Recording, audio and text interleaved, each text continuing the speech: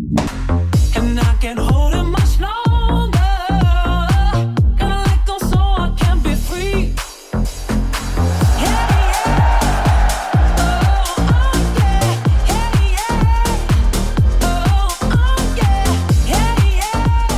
Should we talk or should we just kind of look around? So it's foul territory today. The season is over. The offseason has begun. Mr. Clean, Jonathan Papelbon. I'm all pumped up on caffeine and other things. Woo! Man, I suck at betting. Woo, let's go. No, you know what you got to do? you got to do this a lot. What's up, FT fam? Yeah. You know I love you. What's up, FT fam? This is Horse Pucky Pap coming to you from playoff. And I shouldn't parlay, and I lost all my big games. But I'm here. Woo! You know, for mine, for a little bit of inspiration, I think this goes overlooked pretty often. But if you Google Keith Hernandez furry, you'll get some fun commentary on the Mets broadcast that covers the furry convention in Pittsburgh every year. Have you heard about that? I know. Just Google it. I don't You want- probably don't want to know. I don't want to know. You're going to ruin Like, my. you know. You're going to ruin my Google search. If I am not Google searching that, it might even ruin it just for you saying it. My computer's Yeah. listening. Like, not putting in furry, not doing it. Yep, you're going to get all the ads popping up on all of your social media. So, happy Halloween, everyone, and happy end to the season. Let's talk about it. Charging the mound. They did it. We did a post-game show. We did a watch party. So there's hours of coverage that you should check out if you haven't already. At least the post-game show, if you're not into 4 hours of hearing super smart baseball talk with Brent Rooker, Grayson Rodriguez, etc. That's all up on the YouTube channel. But we did the post-game show, and I think a bunch of things stood out. I'll start with the historic part of it. We've never even gotten to a game 6 when a team is leading 3-0. And that still remains. This was one of the closer shots at it. But it's still tough for me to digest what we're looking at right now, which is the Sarah Lang's win probability chart. And, man, the Yankees had it. Yeah, listen, but the Dodgers need to send Brandon Lau half a ring or some kind of ring, maybe a C ring or something, because he came on the show. Man, there it was. They got 5 real quick, and that was a bunch of mistakes by the Yankees, but the Dodgers got 5 runs real quick thanks to Brandon Lau when he came on the watch party. But this was a comedy of errors for the Yankees in the what was it, the 5th inning? Mm-hmm. I mean, just Judge dropping the fly ball, Volpe with the mistake, then Cole and Rizzo not knowing who's covering first. I mean, it was just one of those innings you have nightmares about for the rest of your career, and it happened. And congratulations to the Dodgers. But, yeah, we've never reached Game 6. You know why? Because all the pressure goes on the team that's down 3-0 so much. And you saw the way the Yankees had to use their bullpen once it started going, wrong. And, that's, 5 games. They saw Weaver 4 times. They'd seen Holmes. They'd seen Canely, right? At some point, you figure out what they're doing to you, and the Dodgers took advantage. I'm going to put pressure on Kratz. What was worse? Judge missing a routine fly ball or Cole not covering first or / Rizzo not, sprinting to first? I mean, worse as in, like, what hurt the most? You could answer in both ways. What hurt the most, but also just if I told you one thing happened and the other thing happened in a vacuum, which thing would you be more disappointed about as a big leaguer for your teammate? Covering first. Dwayne Murphy won, I think, 2 or 3 Gold Gloves. He's an outfielder. He said every year as an outfielder, I'll throw one away. He said, I'll throw one. That was a good play that a fielder will botch, but I'll get the air because I'm bouncing it to my location. He said, and I'll drop a ball. Like that, he put it in a shell for me when he would talk about outfielders and the best ones. This happens, you drop the ball. Aaron Judge had 0 errors on the season. It happens. I get it. It's a mistake. The one with Cole and Rizzo, whoever's at fault, and I know there's a lot on social media that's just saying Cole should have just covered, Rizzo should have just run 15 feet. There's thinking on both sides, but to me, the one that hurt him more was definitely the ground ball to first. Mm-hmm. I mean, it might be ridiculous to say strong things when you're in a bear costume, but Aaron Judge had a disaster October. I know he got We had a home run a last homer night. Though, last night, but that's the game where you have the worst defensive miscue of your life, and you're trying to make up for many, many lost ABs. In prior rounds, it's whatever. You won. But here, it hurts. See? It's hard to do it. It's hard because your ears are flapping when you talk. It's I know. I got floppy ear syndrome. I mean, seriously, you need to check your furry. AJ, did you ever make an error in the postseason that you remember? I mean, I'm sure I did. But yes, you know what? Actually, I'll tell you what. There's two that I remember. I didn't get charged with the error on. I don't think either one. Maybe the second one. The first one was Game 1, 2002. We're in Oakland.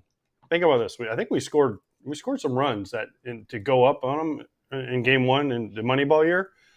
And that next inning, we made so many errors. There was a pop-up in Oakland that landed in the middle, like almost on the pitcher's mound, and all 5 of the infielders were standing there, including the pitcher, and we're all standing there like this. And we all watched it, and a run or two scored, and I was just like, wait, what is happening here? What are we doing? And Brad Radke was pitching for us, and he was like kind of our, I don't want to say our de facto leader, but he was one of our leaders, and he says, what are we doing? He came in, he threw his glove, and he's like, let's frickin' go. And everyone was like, oh, and then we ended up winning that game, winning the series. But that was one where you're just embarrassed. You're just like, oh my gosh, I cannot believe that pop-up just dropped. And the other one was that same year in Minnesota. We're playing the Angels in the LCS, and there was a play at the plate. And whoever threw it to me, they threw it, and I swipe tagged, and whoever was running did not slide. And Kratz, you know how sometimes you can get hit like right here, and it just makes your hand go like you just like the ball was in my glove, he would have been out, and they hit me in the perfect spot. My hand just went zzz, and the ball went flying, and we lost that series. And those are the things you look back on and are like, man, if I catch that ball and that guy's out, I think we lost that game by a run. Do we win that game and go on and win the World Series like the Angels did that year? Yeah, I'll never forget in playing the Rockies. It was a 1-0 game. Ian Desmond got on, I think. I'm not 100% sure who got on, but Ian Desmond got on. He steals. I throw one into center field. It wasn't even close. And I just was like, oh my gosh. We had a runner on third, probably the 6th or 7th inning. Seventh inning, maybe. We end up going through 2 or 3 pitchers that inning to get out of it. And had they not gotten out of it for me, like, it would have been my fault. It would have been my fault. That run would have scored because he was on third with nobody out. We ended up punching out. Not sure. I know. Chris Iannetta struck out and snapped his bat over his leg. Joaquin Soria came in.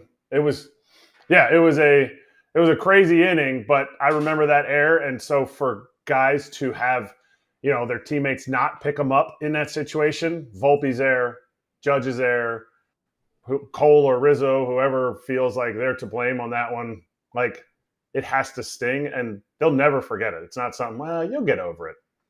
You won't forget it. Ken Rosenthal a couple days ago wrote about how the Yankees are such a sloppy team, of course on the bases, but the defense is ugly. He was also writing about Judge's struggles and Judge's legacy, but he said, crazy as this might sound, considering they won 94 games and their first American League pennant since 2009, they are not very good at baseball. I should make sure I say that last part. Baseball. So is it a good thing for the sport that a team that is not fundamentally sound does not win it all? Forget the fandom, forget the franchises, forget everything else. Is it better for the sport that a team that plays that gross at times and makes so many mistakes that you would be frustrated about if you're a high school coach doesn't win it all? Because otherwise, I'm the wise guy high schooler that goes, you see the Yankees last night, coach? Go run, Braun. You guys both have kids? I mean, Kratz, you're a high school coach. Tell me. I mean, not that a kid's going to really, obviously they could do that jokingly, but I mean, everyone's watching. Kids are watching. And they're like, wow, the Yankees are kind of dumb on the bases, but they still won the World Series. So I'm just going to bop homers and do bat flips, and I'll be good. I mean, essentially, that's what travel baseball is. If you're a travel baseball coach and you teach your players to actually like play the game, you're going to dominate most travel programs until you face the best ones in the nation who have dudes that throw 95 to 99 at age 16 to 18. And you have dudes that can just drop bombs, from both sides of the plate. Yes, I get that. But that's essentially what, like, players who learn to play the game correctly will have a leg up. Will they ever catch up to Giancarlo Stanton? Absolutely not. They won't. You can't. You will never replace somebody that can hit the ball 120 miles an hour if the other dude can only hit it 105 miles an hour. But ultimately, in the end, teams that play the best brand of baseball, as Ken wrote, are going to win. And that's hopefully how series end up, but it's not always how they end up. This is how the team was built, and this is where they're going forward. But don't get it twisted. The Dodgers were built the exact same way. The Dodgers wanted the best players. They went out and got them. Did they get maybe more athletic players? Yes. To me, that's the difference. Yeah, Gesh in the chat said the Yankees had 3 guys who could hit the ball out of the park at Yankee Stadium and 1 ace pitcher, and that's about it. The front office has a lot of work to do. I think that's overdoing it. Listen, they got more. Their than that. bullpen was really good. Their bullpen was good, but here's the thing: they're built on bludgeoning teams.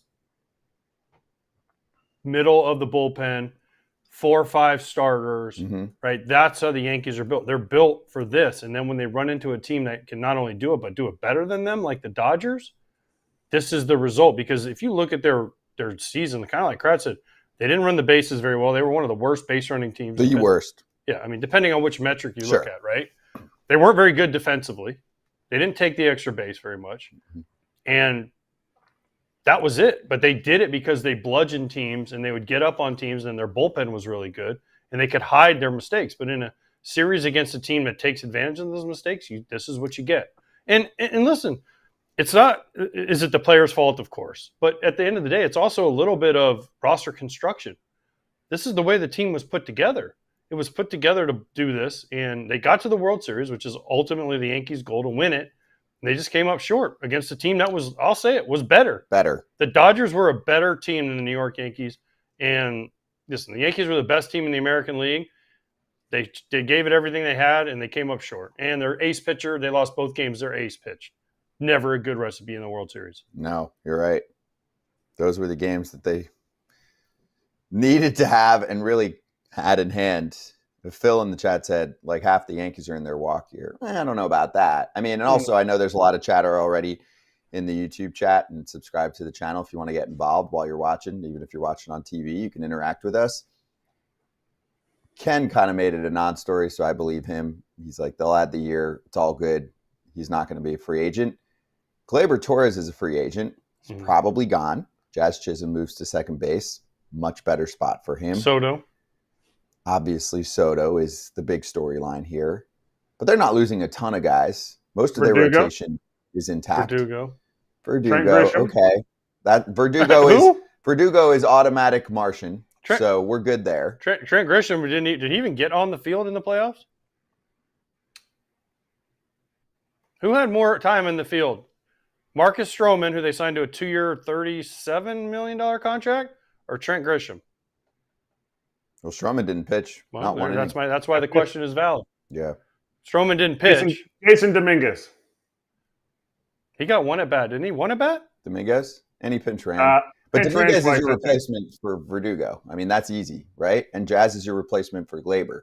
So we're already starting to fill up the position player side. What about LeMahieu? LeMahieu has one more year? I think so. And I don't think they're going to bank on that. They're going to say LeMahieu can fill in a bunch of spots for us. We'll see what happens, right? I don't think they're going to cut him, but he doesn't have a starting spot necessarily. No, they proved that in the postseason. He's not going to play third base for him every day next year. They're going to buy out Rizzo too. I think Rizzo's it's $6 million to buy him out. They're going to buy him out. He's gone. They'll look at first. They'll look at third. Yeah, and they'll work on Soto. That's your position player side. Pitching wise, I don't think they're necessarily going to do a ton. I think they feel pretty good about their pitching. Yep. Obviously, Cole's Cole. Carlos Rodon had a good year. Yeah. I know he had a bad start just now, but yeah, you get a full year of Schmidt, Stroman. What about Nestor? Is Nestor a free agent or no? Nestor has one more year. Next year. He's one more year. And Luis Gil, of course, see how he bounces back from his first season back, his first full year back from TJ, and they really worked him pretty good, but he's really good. I mean, DJ has 2 years, 30 left, by the way. DJ does? Dude, and Kratz, you can't tell me they're going to put him at first base every day and say, this is the Yankees. I'm sorry. I love DJ LeMahieu, who's a great player, but, I mean, I know he was banged up, but you can't be the Yankees and go into the season and say, DJ LeMahieu is our starting first baseman. Yankee fans might riot. They have their closer for $2.5 million next year.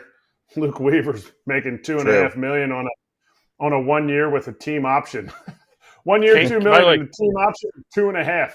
Oh. By the way, Canely and Holmes are free agents too. Okay, that's real. You know, and they'll pick up some guys. They also have done. They are among the top. So their bullpen is they're going to have to find some bullpen because Tim Hill, Canely, they always figure out their bullpen. They do. Yeah. I'm not worried about their bullpen. They might re-sign one or two of those guys. All right, enough about the Yanks. We'll get to them again later with Soto's comments, but let's flip it to the World Series champs. Andy McCullough covered the Dodgers for years, still is all over the Dodgers scene, and I'm sure he's going to have a great time talking to Pat, Mr. Clean, and Furry.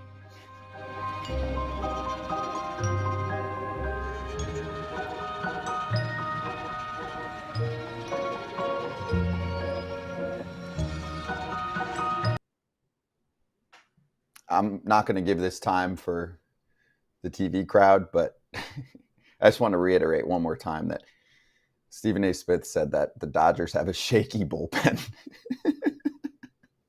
When? You didn't catch that? Were you not on that show? No. When did you say that? I got the direct quote just so I made sure I wasn't going to mess it up. Talking about game one of the World Series, he said, if you're the Yankees, you're going to have to figure out a way to get the better of him, referring to Jack Flaherty. Get the better of him, you understand? Wear him down. Get to their bullpen. Their bullpen is shaky. The Yanks have a better bullpen. You do that, you should win the series. Boom, mic drop. Awful announcing did the article. He said that heading into game one. Awful announcing did the article, and they said, quote, the Los Angeles Dodgers have a shaky bullpen, said no one other than Stephen A. Smith this season.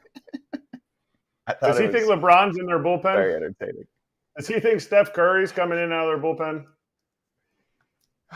Come on. If I go to him right now, unprepared, and say, name me one Dodger reliever, he doesn't get it. Not one. Over, under, 0.5 Dodger relievers. Yep.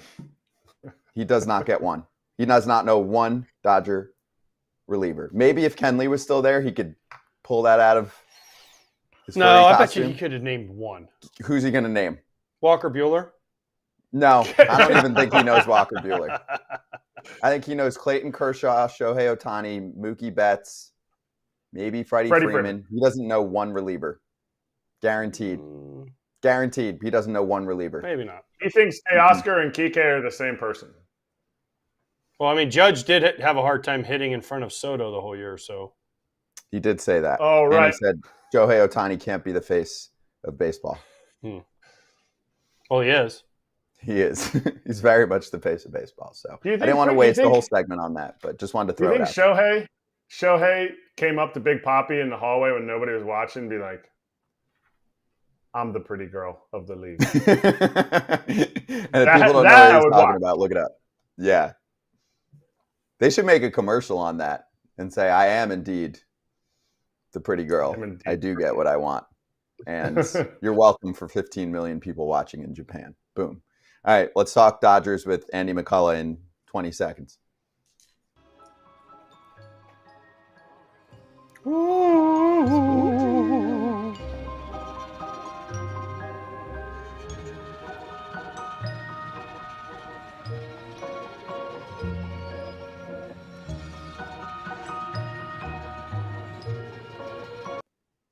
All right, I'm going to do this because I take a lot of pride in plugging everyone's work and where you can read about them, follow them, the whole deal. And I feel like on a day like today when we're dressed up ridiculously and and he's not, I'm just going to plug the book right off the jump because he automatically has to be way nicer to us if I do it right at the beginning. So it's called The Last of His Kind. It's a biography of Clayton Kershaw. It is really, really good literature. It is very relevant right now, of course, with the Dodgers winning the World Series, as we talk to senior writer Andy McCullough. Happy Halloween, man. How you doing? I'm well. I may, with my internet connection, be using the costume of a man from 2004. So we'll see how this goes. You have Yankees internet? Nice. Yes. Yeah. Yeah. Dial up Andy McCullough. Okay, Yeah. so what do you think about the Dodgers winning the World Series and, at least to some extent, trying to grab a little bit of an underdog mentality throughout this October? Yeah, very funny for a team with Shohei Ohtani, Mookie Betts, Freddie Freeman, and the most wins in baseball to claim themselves as underdogs. But I will say, like, going into this postseason, there were a lot of people who felt like they did not have the pitching and they did not have kind of championship mettle. I mean, they had, crashed out in the first round the previous 2 years, hadn't won a full season World Series since 1988. And as you saw from like the way that Dave Roberts had to manage in 7 game series, they did not have enough starting pitching to win in a conventional way. They had to strategically punt games in order to win these series. And so, given that degree of difficulty, like, do I think they were underdogs? No. I mean, again, like the talent is with the talent. They were the best team in baseball, but you can understand why they were able to sort of like cloak themselves in that armor, right? Take us into your computer without us hacking into your computer, because last night you're writing different articles. If people don't know, writers write, in the third inning how the game's going, in the fifth inning how. Write it. Tell us what the article sounds like when Garrett Cole goes 7 innings and the Yankees win 5-1. What's your narrative of not just the game, but how the series is moving back and how long of a flight it is across the country to LA? Oh yeah, I wrote a very poetic lead about how Aaron Judge arrived at the World Series at 8:18 p.m. and with one swing, showed that he's back, and so are the Yankees. So that will never see the light of day. It was a very challenging game to write. I kind of tweeted about it during the game as you guys are showing now, like an absolutely miserable experience, just because you're trying to my job is not to enjoy the game. My job is to try and like explain it for people who maybe who didn't get a chance to watch it, or want to sort of relive it afterwards. And you're trying to condense both what's happening on the field and like the context of history. And the Dodgers winning that game is like it's such a dramatic way to end this season. What Walker Buehler did was incredible. But if, the Yankees had won as the way it looked like they were going to, 5-1, 5-2, when Garrett Cole, pitches and, shows why he's every bit the $324 million man, and Judge is woken up, and all of a sudden the Yankees are the first team in the history of baseball down 3-0 to force a game 6. Like very, very different. So kind of, challenging to manage those sort of two, narratives as you're watching the game for sure.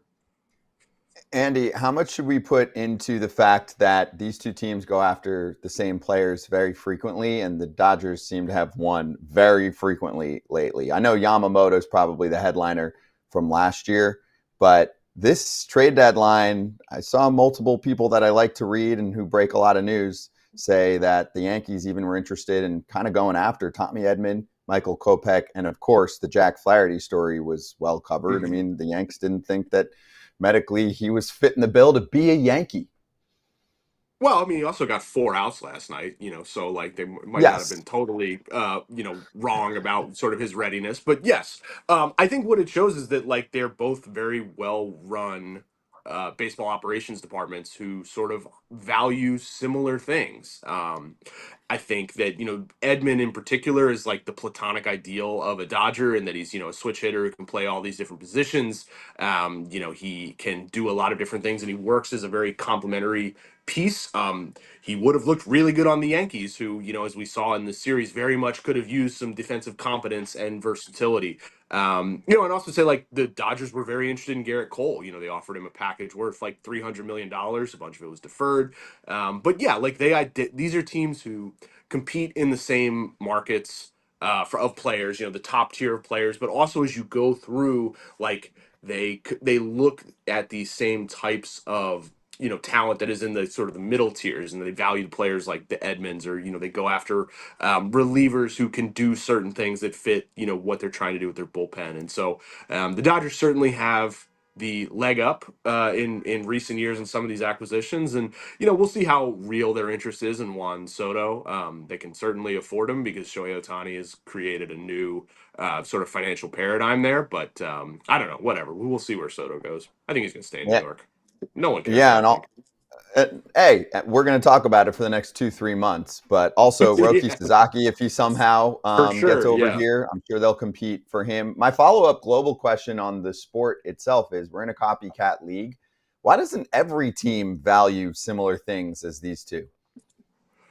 I mean, I think that they do to a certain extent. What a lot of the other teams will tell you is that the Dodgers have, and the Dodgers and Yankees have owners willing to spend more money. But I also think that they've created, like, why did Shohei Ohtani pick the Dodgers, right? It's like it's kind of seen as like he gifted his talents to them, and in some ways, especially in the way that he structured his contract, he did. But he did that because he believed that the Dodgers were the team who were best suited to do what he did last night, which was win the World Series. And that's because they had put in the work over the previous, basically 10 years of establishing himself as the gold standard, in the sport.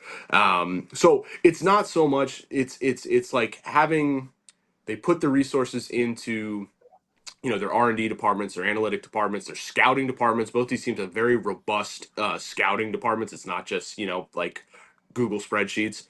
And they use that to gain an advantage. And when there are other teams who are sort of looking for the same stuff, the Dodgers and the Yankees, and the Mets want to join this sort of class, they have more money. Yeah. Well, listen, the Dodgers have more money. The Yankees spend the money. That's why they were there. Let's be serious. Yeah, the Pirates aren't going to follow the Dodgers script, right? Because Bob Nutting's not going to spend what Right. Stan Kasten and Hal Steinbrenner spends on talent. So Yeah, they could get Kopech, they could get Edman. I know they can't get Yama. They could have, but listen, the reason these two teams were here ultimately is because they both had depth and they both had enough people to keep shuffling through to get there. Now, my question is, what does the future hold for the Dodgers? I mean, this seems like a team that is set up for not only this year, but with what Shohei did, Yamamoto, all the guys returning. I know Buehler, I know Kershaw are question marks, but you've got Glass now locked up. You've got Yamamoto locked up. You've got all these guys returning. Gonsolin, we've gone through the list 100 times. There's 20 starting pitchers returning, right? You got Betts, you got Shohei, you got Mookie, you've got Muncy, you've got Will Smith. You've got all these guys locked up. What does the future hold for the Dodgers? I mean, are we looking at a Yankees, 5 titles in 7 years, a Giants 3 titles in 5 years? Are we looking at one of those dynasty runs here for the Dodgers? Well, what Shohei Ohtani said to Andrew Friedman last night was like, okay, 9 more. He's got 9 more years there, and he'd like to win 9 more titles. I mean, Ohtani is a man who wants everything, essentially. And look, is that going to happen? I'll take the under. But they are certainly as well situated as they've been in quite some time. There's some stuff that they're going to need to do, roster-wise. I think their pitching situation is really fascinating because they have a ton of guys on their roster who they need to carry, who it's kind of unclear just what their availability is going to be. Like, what is Ohtani going to look like as a pitcher next year? Can Yamamoto adjust to the American schedule, or will they just have a 6-man rotation with him and Ohtani? Clayton Kershaw would like to come back. What will that look like? He has a player option. They should offer Walker Buehler, the qualifying offer, if only as just like a thank you for what he did for them during this run, and also they can definitely afford it. They're doing an autopsy of their pitching dev department this winter to kind of figure out why so many of their young arms are breaking, and so there's a lot of stuff under the hood that they need to do. But yeah, you listed all the players. Like, the team is on the field. Like, the team you saw last night, they have every reason to be back in that spotlight for the next 3 to 4 years at least. Results on the field matter. Obviously, we saw Shohei get hurt on that slide. Was he more hurt than we think or know, or that they were saying, or was it just he didn't show up in the World Series? I wouldn't describe it as not showing up. I mean, I think he was pretty physically compromised. It was, you can just see it. I mean, I don't know. He kind of, like when he swings and misses, he kind of often winces, you know, like, and he kind of like looks at his bat. And he's like, "How dare you betray me?" You know, like he seems to just have such a mastery of what he's doing that anytime he doesn't succeed, he seems confused. But I do think, you know, in talking to Dodgers people, like he was pretty significantly compromised. And their hope was that a compromised Shohei Ohtani, you know, 75%, 80%, whatever you want to put, you know, even 60% is still quite valuable in that he's going to be standing in the batter's box. He's going to be able to like take a walk, you know, as he did in game 3, which, you know, he scored a run on Freddie Freeman's home run. So, yeah. And again, like, did he show up? Did he not show up? No one's going to care because they won. You know, that's the whole thing. That's the deal with all of this is like if you know Max Muncy, I don't know if he had a hit in the World Series. No one cares. Like he was the third baseman for the team that won, and he was a huge reason they got there. That's just the nature of it, you know. Like, is it necessarily fair to the athletes that you know that's kind of how the you know the narrative works? No, but you know my opinion is like that's kind of what the money's for, right? Is like you get paid, you know, you get compensated handsomely, especially these guys who are at the top tier, and you get judged to a different standard, and that's just you know part of the business of the game. Okay, first of all, Shohei chased way more than he ever had. So, I mean, I know he was injured, but he Yeah. looked like it was the first time he had played in huge situation because the Angels, remember, he had never played in the postseason before. So you get to the World Series, it's New York, it's LA. He just looked like he, you know, kind of like what Judge went through, right? Judge kind of figured it out, but he's had so many more opportunities. So Yeah. yes, I know Shohei was injured. He just looked like he was trying too hard. It happens to everybody. I get it. Yeah, and I wonder, AJ. And second like, of all, in your Muncy opinion- did not have a hit either because I know he Yeah. was 0 for 16 because I bet on him every damn day to get a hit, and he freaking left me hanging the whole World Series. Max, Well, AJ, I'm just curious, like from your perspective, right? I'm sure there's tons of times you went out on the field, right, where you were not 100%. Like, is it possible that you were overcompensating to work through that? Like, I don't know if you can totally separate it, right? Like, you might be expanding to the zone. zone.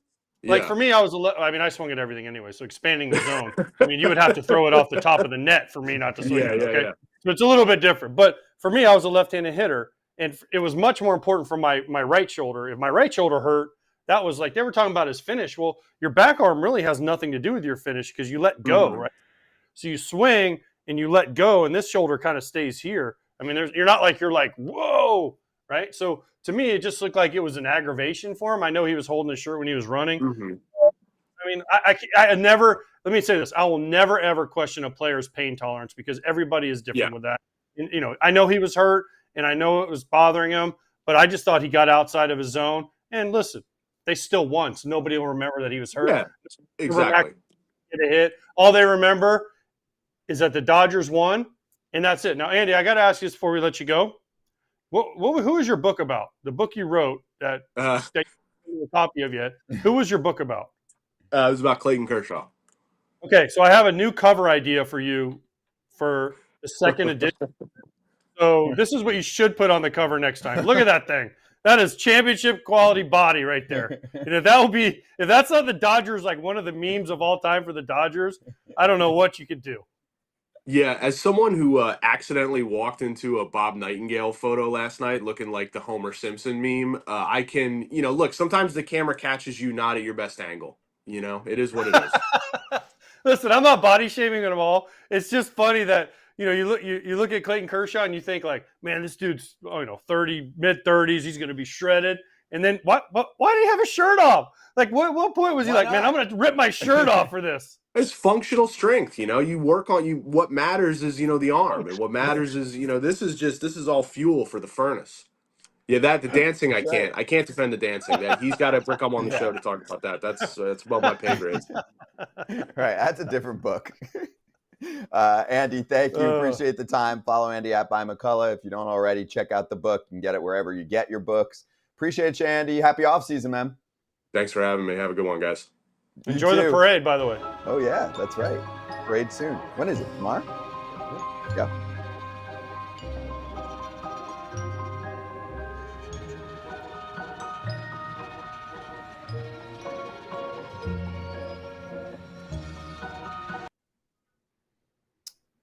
Donnie in the chat said Kershaw always has his shirt off. I actually have seen quite a few. I know, but it's just funny videos where because Kershaw has his shirt off. because everyone expects like professional athletes to just be like shredded, right? I mean, that's what Kratz was. but not baseball players. Baseball but I didn't players show play. you that. Yeah, but right, baseball I had a players little- show I you had a you little can gut. you can be all shapes and sizes. You don't have to have a 6-pack. You don't have to Can't pull be fat. 6'8". That's You right. don't have to be. You could be super small. You could be super tall. Yeah. There are some dudes, obviously, in our sport that are super jacked, but there are others that have dad bods. Many that have dad bods. I'm all for the dad bod. Yeah, dad bod is a key for many pitchers, apparently. Super chat from our guy Ref, who's asked a couple things. I know he talked about Soto. We'll get to that later. Why did the Dodgers fly in the New England Patriots plane back to LA? KTLA was live streaming it. I don't know. I mean, Maybe it was the one available. It's Yeah. probably bigger.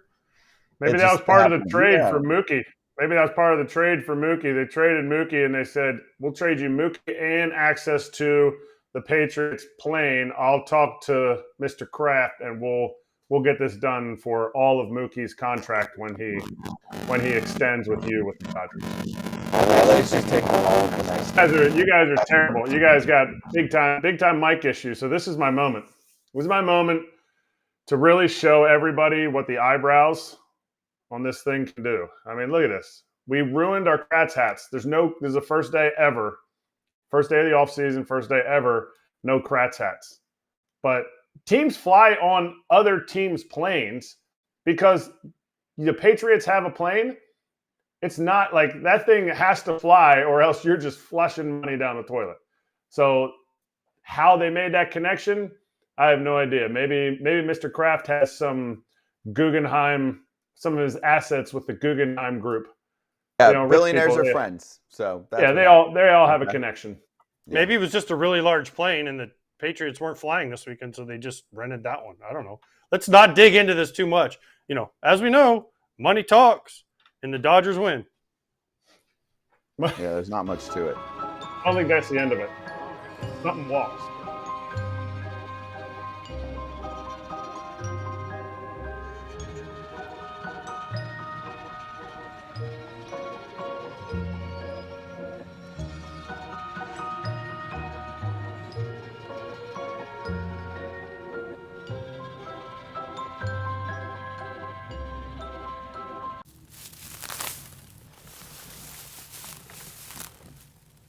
We'll kind of just go back and forth here. So we did a little bit of both on the two teams. Then we just did Dodgers. Let's swing back to Yankees for a moment here.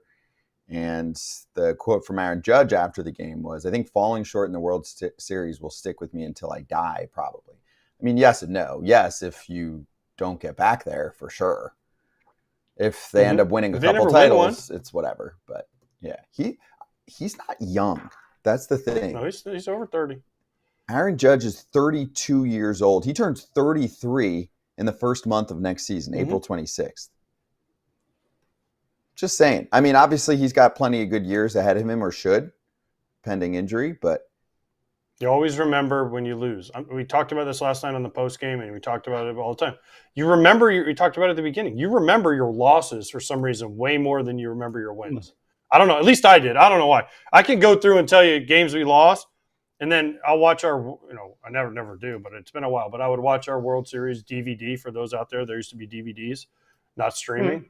And there was things that happened in games, and I was like, man, I forgot that even happened. Like, we won that game that way? I was like, I completely forgot. But I can tell you how we lost our one game in the playoffs that year. Again, we only lost one.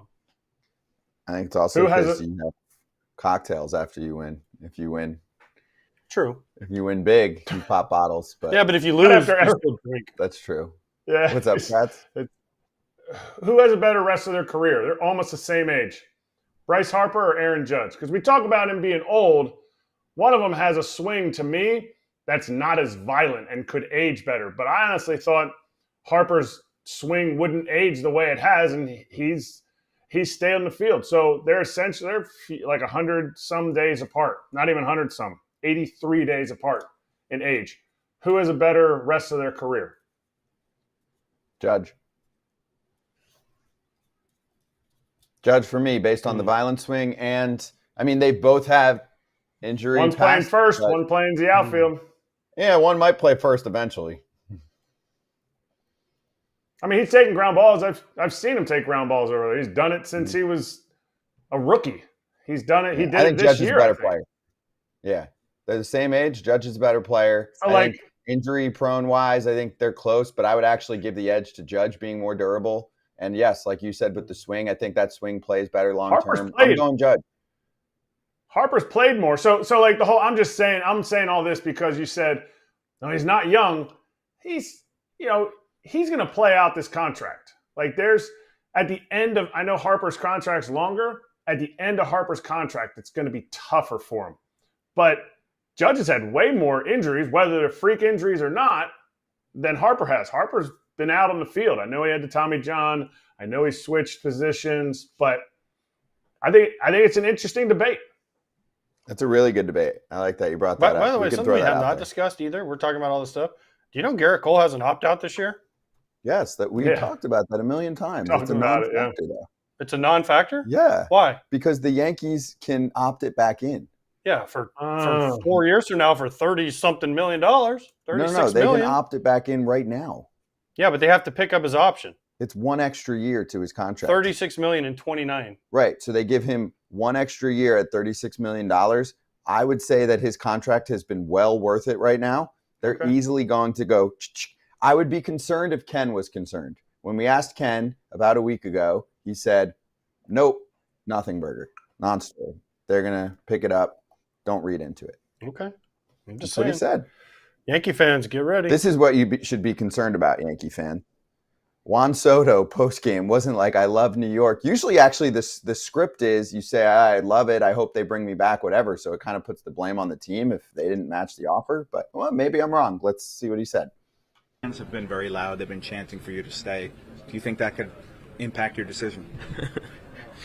Probably impact the decision of the ownership. We will see. We will see how it goes. So definitely, really excited and really thankful for those fans. They've been incredible all year long. He said later in that interview. I don't know if we're going to play it or not, but he says later. He goes. Everybody has the same opportunity because they asked him like, do the Yankees have an advantage of signing you? The fact that you've played here, he said, everybody has an advantage. Every team has the opportunity to sign me. I think he said exactly what he needed to say. He had a great time. Look at his stats. He is not going to be poor. No, I'm trying to figure out how to word this right. He is He is trying to open the door for everybody. Deep down, though, he knows there's probably only maybe 5 teams that can afford to sign him unless he does some big deferred thing. But I don't think he's going to do that. So Scott Boras has kind of already said, like, hey, this is how we're going to play this. So, use these words. And Scott has all the power, right? So if I'm him, I'm telling Juan Soto, yeah, say every team is involved. No doubt. And we've already heard the Phillies are interested. Like, how true are these? The Dodgers, the Yankees, the Mets, right? The Giants, we're assuming, are going to jump in. Imagine if the Cubs jump in. That's like the 6th biggest Sox. market team. I mean, they probably won't. Red Sox won't, because that would should. mean they'd have to go like 3/4 throttle. Yeah. So, I mean, but that's like 6 of the biggest market teams that have already kind of expressed interest through the grapevine. I mean, Juan Soto's just sitting there going, yeah, I'm open to every team. You think Juan Soto's going to go to Pittsburgh?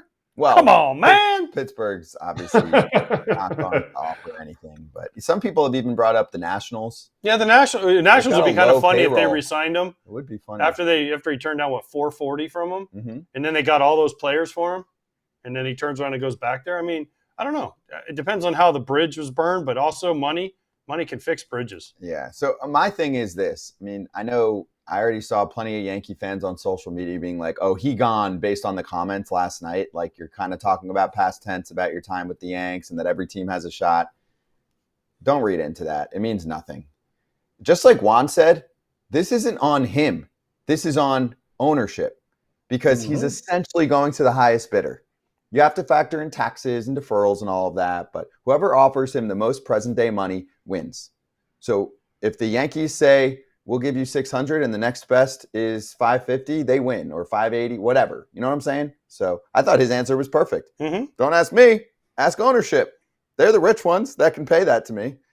It's not up to him. He's going to the highest bidder. He's playing it perfectly. And listen, we all know, we've had Scott Boras on here. We all know Scott Boras. Listen, he is coaching him up to play the game perfectly. Yep. And I love it. I love it. Why not? And there's Hell, not if even I that was much Juan coaching Soto- to do. You see No, the but I results mean, on the field. yeah, but I mean, he could have, And how but he you could have say been like, he could have played the sentimental card, right? He could have been like, oh, I love it here so much, and I just want to be with the Yankees. Instead, he was like, everybody, I'm open for business. Come to Papa. Yeah, because let's be real. Like AJ said, the Pirates, when he says open to everyone, he doesn't mean the Pirates because they're not offering him the money. So it doesn't matter. We know how they operate. I mean, what if I'll buy a Bob Soto Evans- Pirates jersey.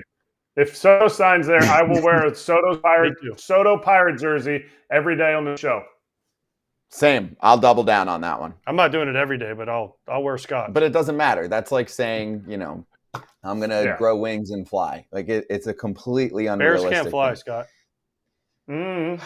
That's why I would say They can if ride. Bears could fly, They can ride I a will bike. sign and wear a Soto jersey. I was hoping. every You know what? single day. I mean, listen. Also, yeah, we're speaking of crazy things. Alana Rizzo, if you saw, I don't know if you saw. I did see that. She said she'd shave her head. I mean, there was a little. I'm not gonna lie. There was a little piece of me that was rooting for the Yankees to come back just to You see if wanted he would do Alana it. to do it. She would have done it. I know. Unlike her partner on that show, who said he would retire and he didn't. He's still playing. He's Right, still that's on. Well, don't call out Clint Pasillas. He's a legend. But Not Clint Not Pasillas. Clint Pasillas. yeah, he's a man of his word. Not Clint. He is Not a Clint. man of his word. No. Yes. All right, we're gonna keep rolling with World Series talk. Dodgers, Yankees. We'll start to open up the rest of the offseason, but we'll check out the prospect world. Max Ferguson's going to join us for a few minutes. Red Sox prospect next on FT.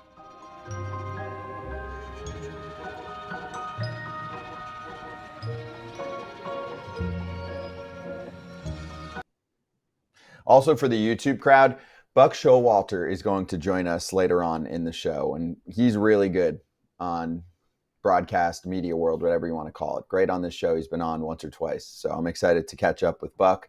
Buck's a friend. I used to work with him. He's probably going to regret that he came on today based on the outfits. I don't think that's quite his style, although he'll get a good laugh out of it. But Maybe non-managing Buck would enjoy it. Maybe Yeah, manager yeah. Buck might be like, guys, let's zone it in. But he has some good. If you look, he has some good comedic jokes that he played on his players. Mm-hmm. No, you're right. He definitely has personality. There's no doubt about that. He hit it for a long time though. Yeah, he played it kind of poker face, played it straight. Yankees but do that hey, to he's you. fun. Yeah. Dude Yeah, can but he was talk also ball. with the Diamondbacks and the Orioles and all these other teams too, Yeah. Rangers. So, I mean, it's not like he just Right, it managed wasn't for just the the Yankees. Yanks. Yeah, that's true. And so if you have questions for Buck about the game last night, obviously we're going to ask him about that disaster inning. We'll go over some details there. Let us know. I see Sandy in the chat said, re-sign Teoscar Hernandez and Buehler over the Soto sweepstakes for the Dodgers. I don't think the Dodgers are going after to Soto. Soto. I just really don't see that. I mean, it's just nice that somebody said that because then again, Boris is like, he's like the evil genius. He's like, yes, please bring me the Dodgers. Yes. Someone in the chat said the Blue Jays might be an option, but yeah, I mean, maybe, but the Blue Jays have never gone there. Now they were willing to go there for Shohei, but do they consider Shohei and Soto on the same level? Mm-hmm. And then one more question I can answer quick because it's easy. Who gets more years, Santander or Teoscar Hernandez? Anthony Santander is 30 years old. And he hit Teoscar how many Hernandez homers? is 32. And he hit Santander at like 45? close to 50, yeah. He had a better year. Teo's good, but dude who's a better player and 2 years younger, if he doesn't get at least an extra year or two, then they did a bad job or I'm missing something. So I will go Santander on that one. Agreed? I don't think that's tough. Yeah, no, I don't think there's any way. Teoscar's been too up and down, and he's older. Mhm. Has to be Santander. He's a switch hitter too. Mm-hmm. Yeah. And Teo will do well, though. I think he'll sign probably maybe a 3-year, 65, something like that. I don't know. I gotta do math. Don't hold me to that. We'll give you all of our Bears can't salary do math. predictions. Yeah, this is not a good day for me. Bears Honey is can't on my do mind. I Bears got can't honey fly, on my Bears mind. can't do math. Yeah, not money. There's a Honey. bear pissed in the woods.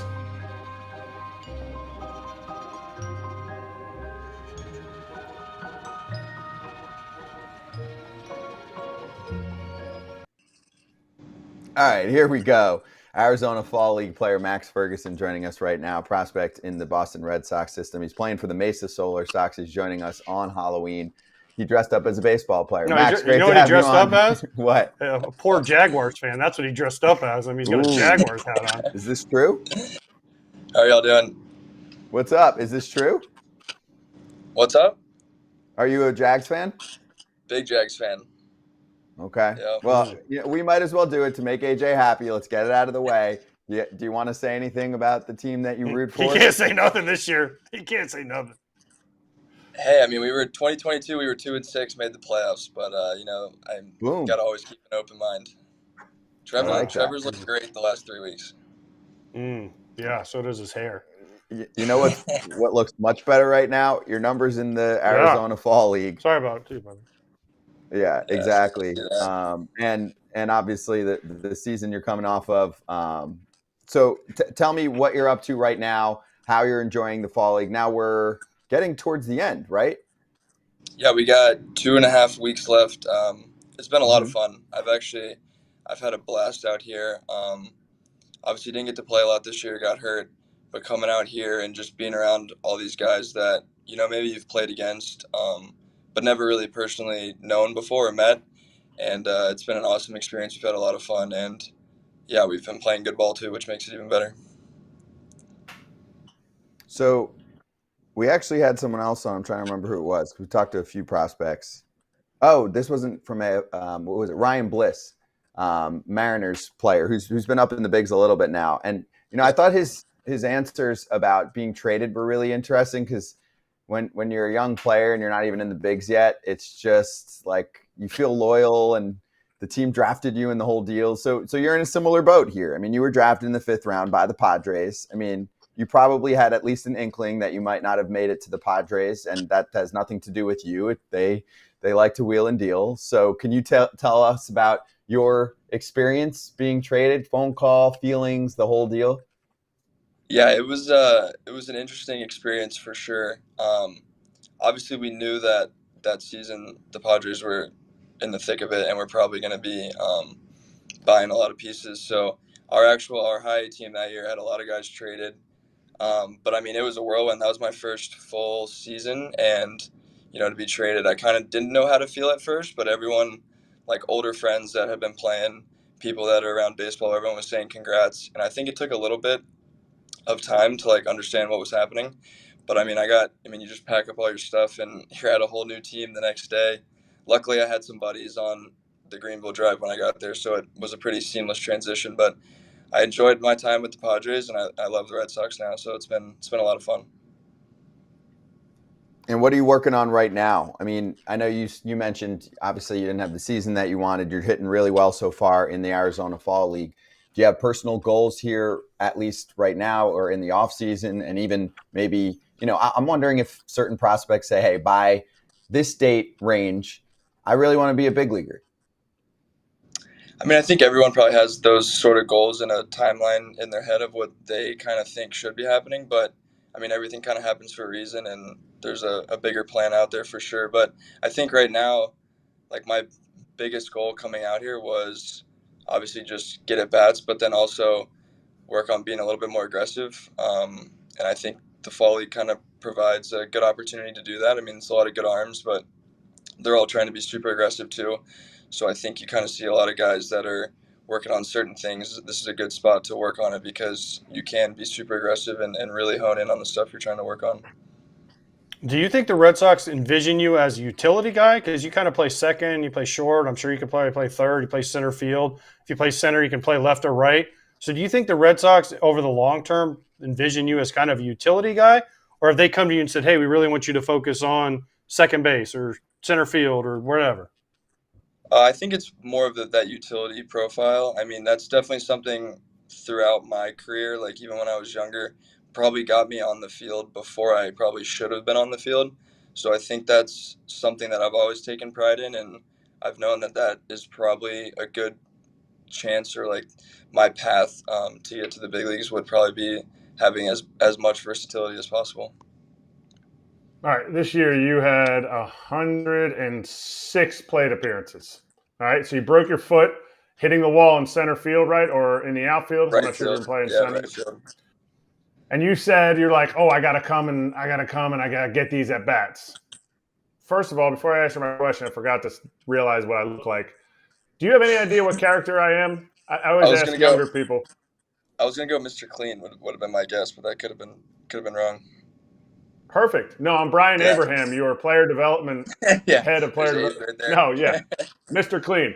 But anyway, do you hear when you're out at the fall league? Because this is something that everybody doesn't hear about the fall league. Like, there's a bunch of prospects there, but dudes have played an entire season. I'm not saying this is your view, but are dudes like, you might say it's 2.5 weeks. I know we got 12 more games. I'm ready to get out of here. Do you hear that? There's definitely, I mean, yeah, it's November and the boys have been playing baseball for a long time.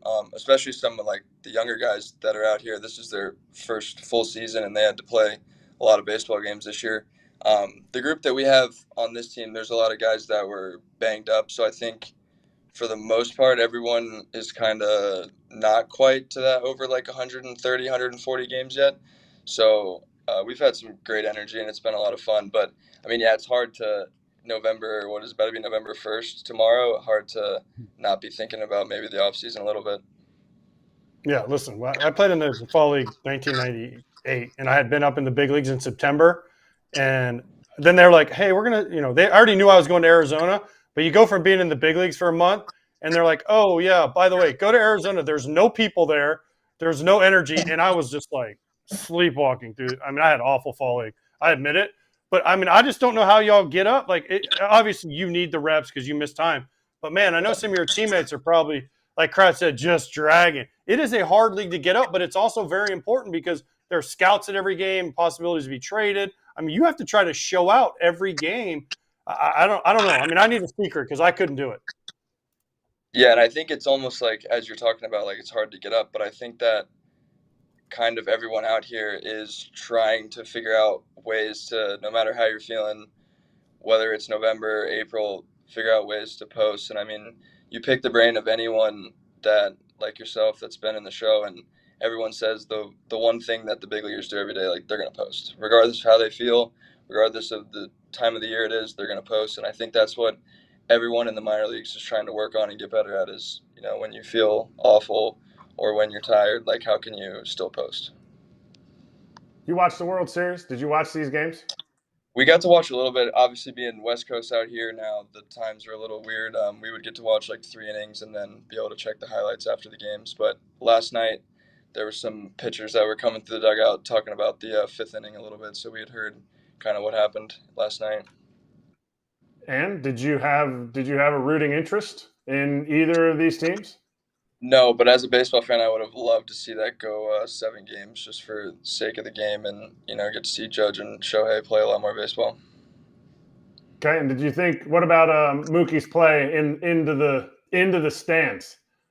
That was actually one of the crazier things I've seen. I think he handled it like post game extremely well and very much like a consummate professional. But I've never seen anything like that. I don't know if you guys have seen anything like that, but that was wild. I mean, they were legitimately holding him in the stands, trying to fish the ball out of his glove.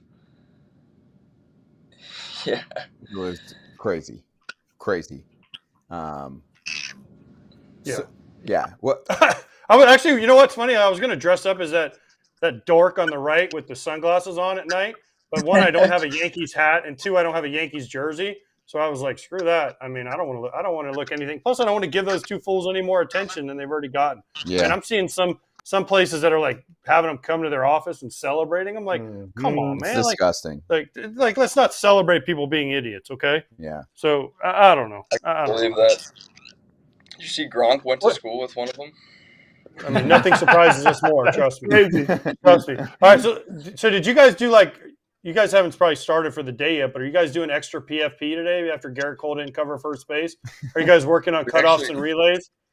I'm actually missing ground balls for NDD right now, and no PFPs out here right now. But yeah, we did have a little NDD today, even for an early start. We had an early game today. Who's your manager? Andy Shatzley, he's the AA manager for the Angels, Rocket City. Great guy. Okay. Who's your coaching staff?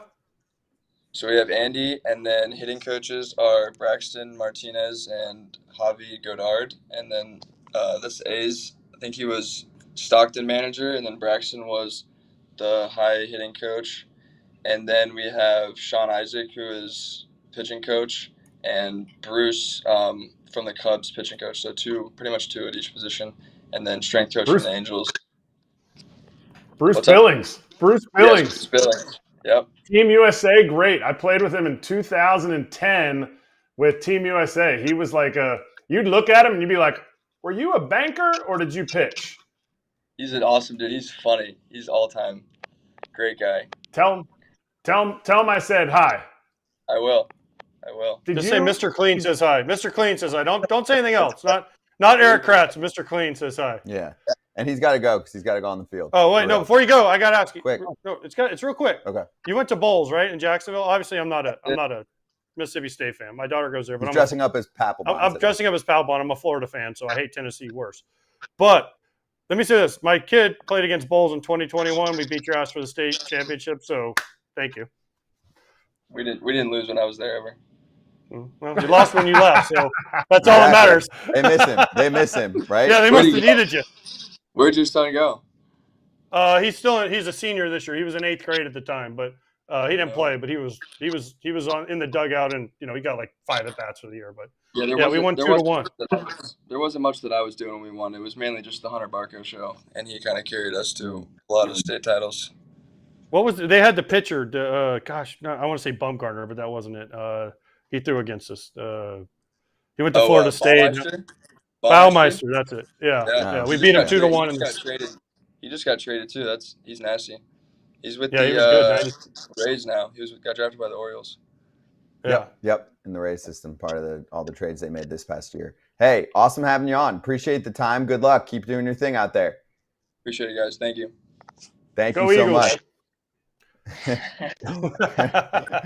Hey, Baseball America Hot Sheet has much more on the prospect scene. That show runs every single Monday, 3:30 Eastern time on YouTube. Subscribe to that channel. You can check it out wherever you get your pods. And on the topic of trades, there was one today, just now. Jorge Soler is an Angel. We'll break it down next.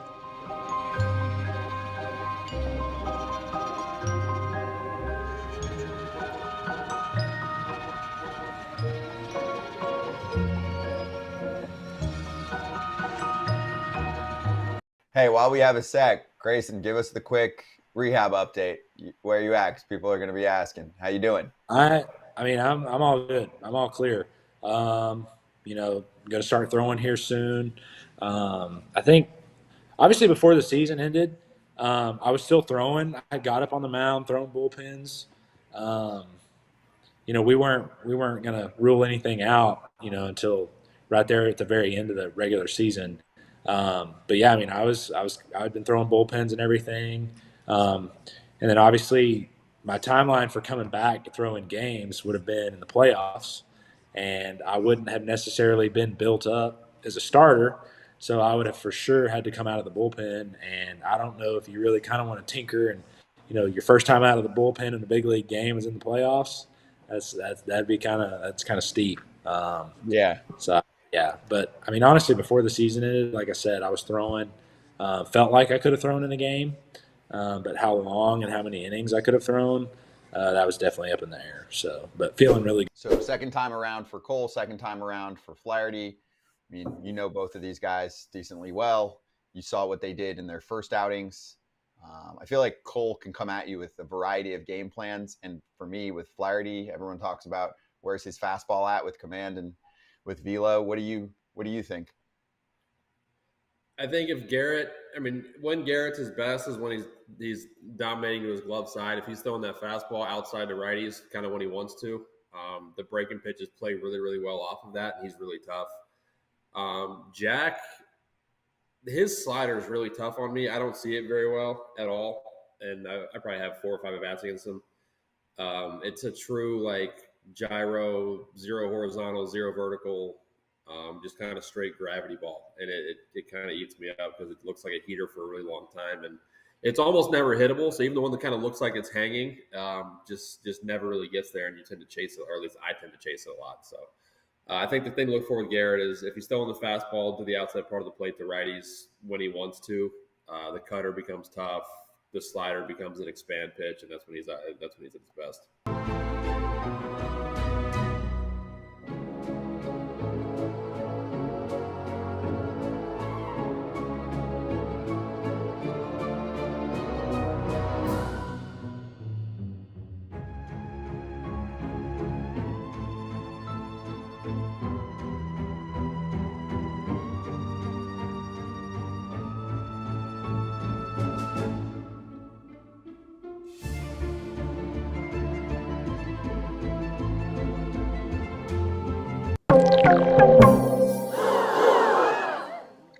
It's FT breaking news on Halloween. So if you're catching this on another day and you're like, is this what this show does?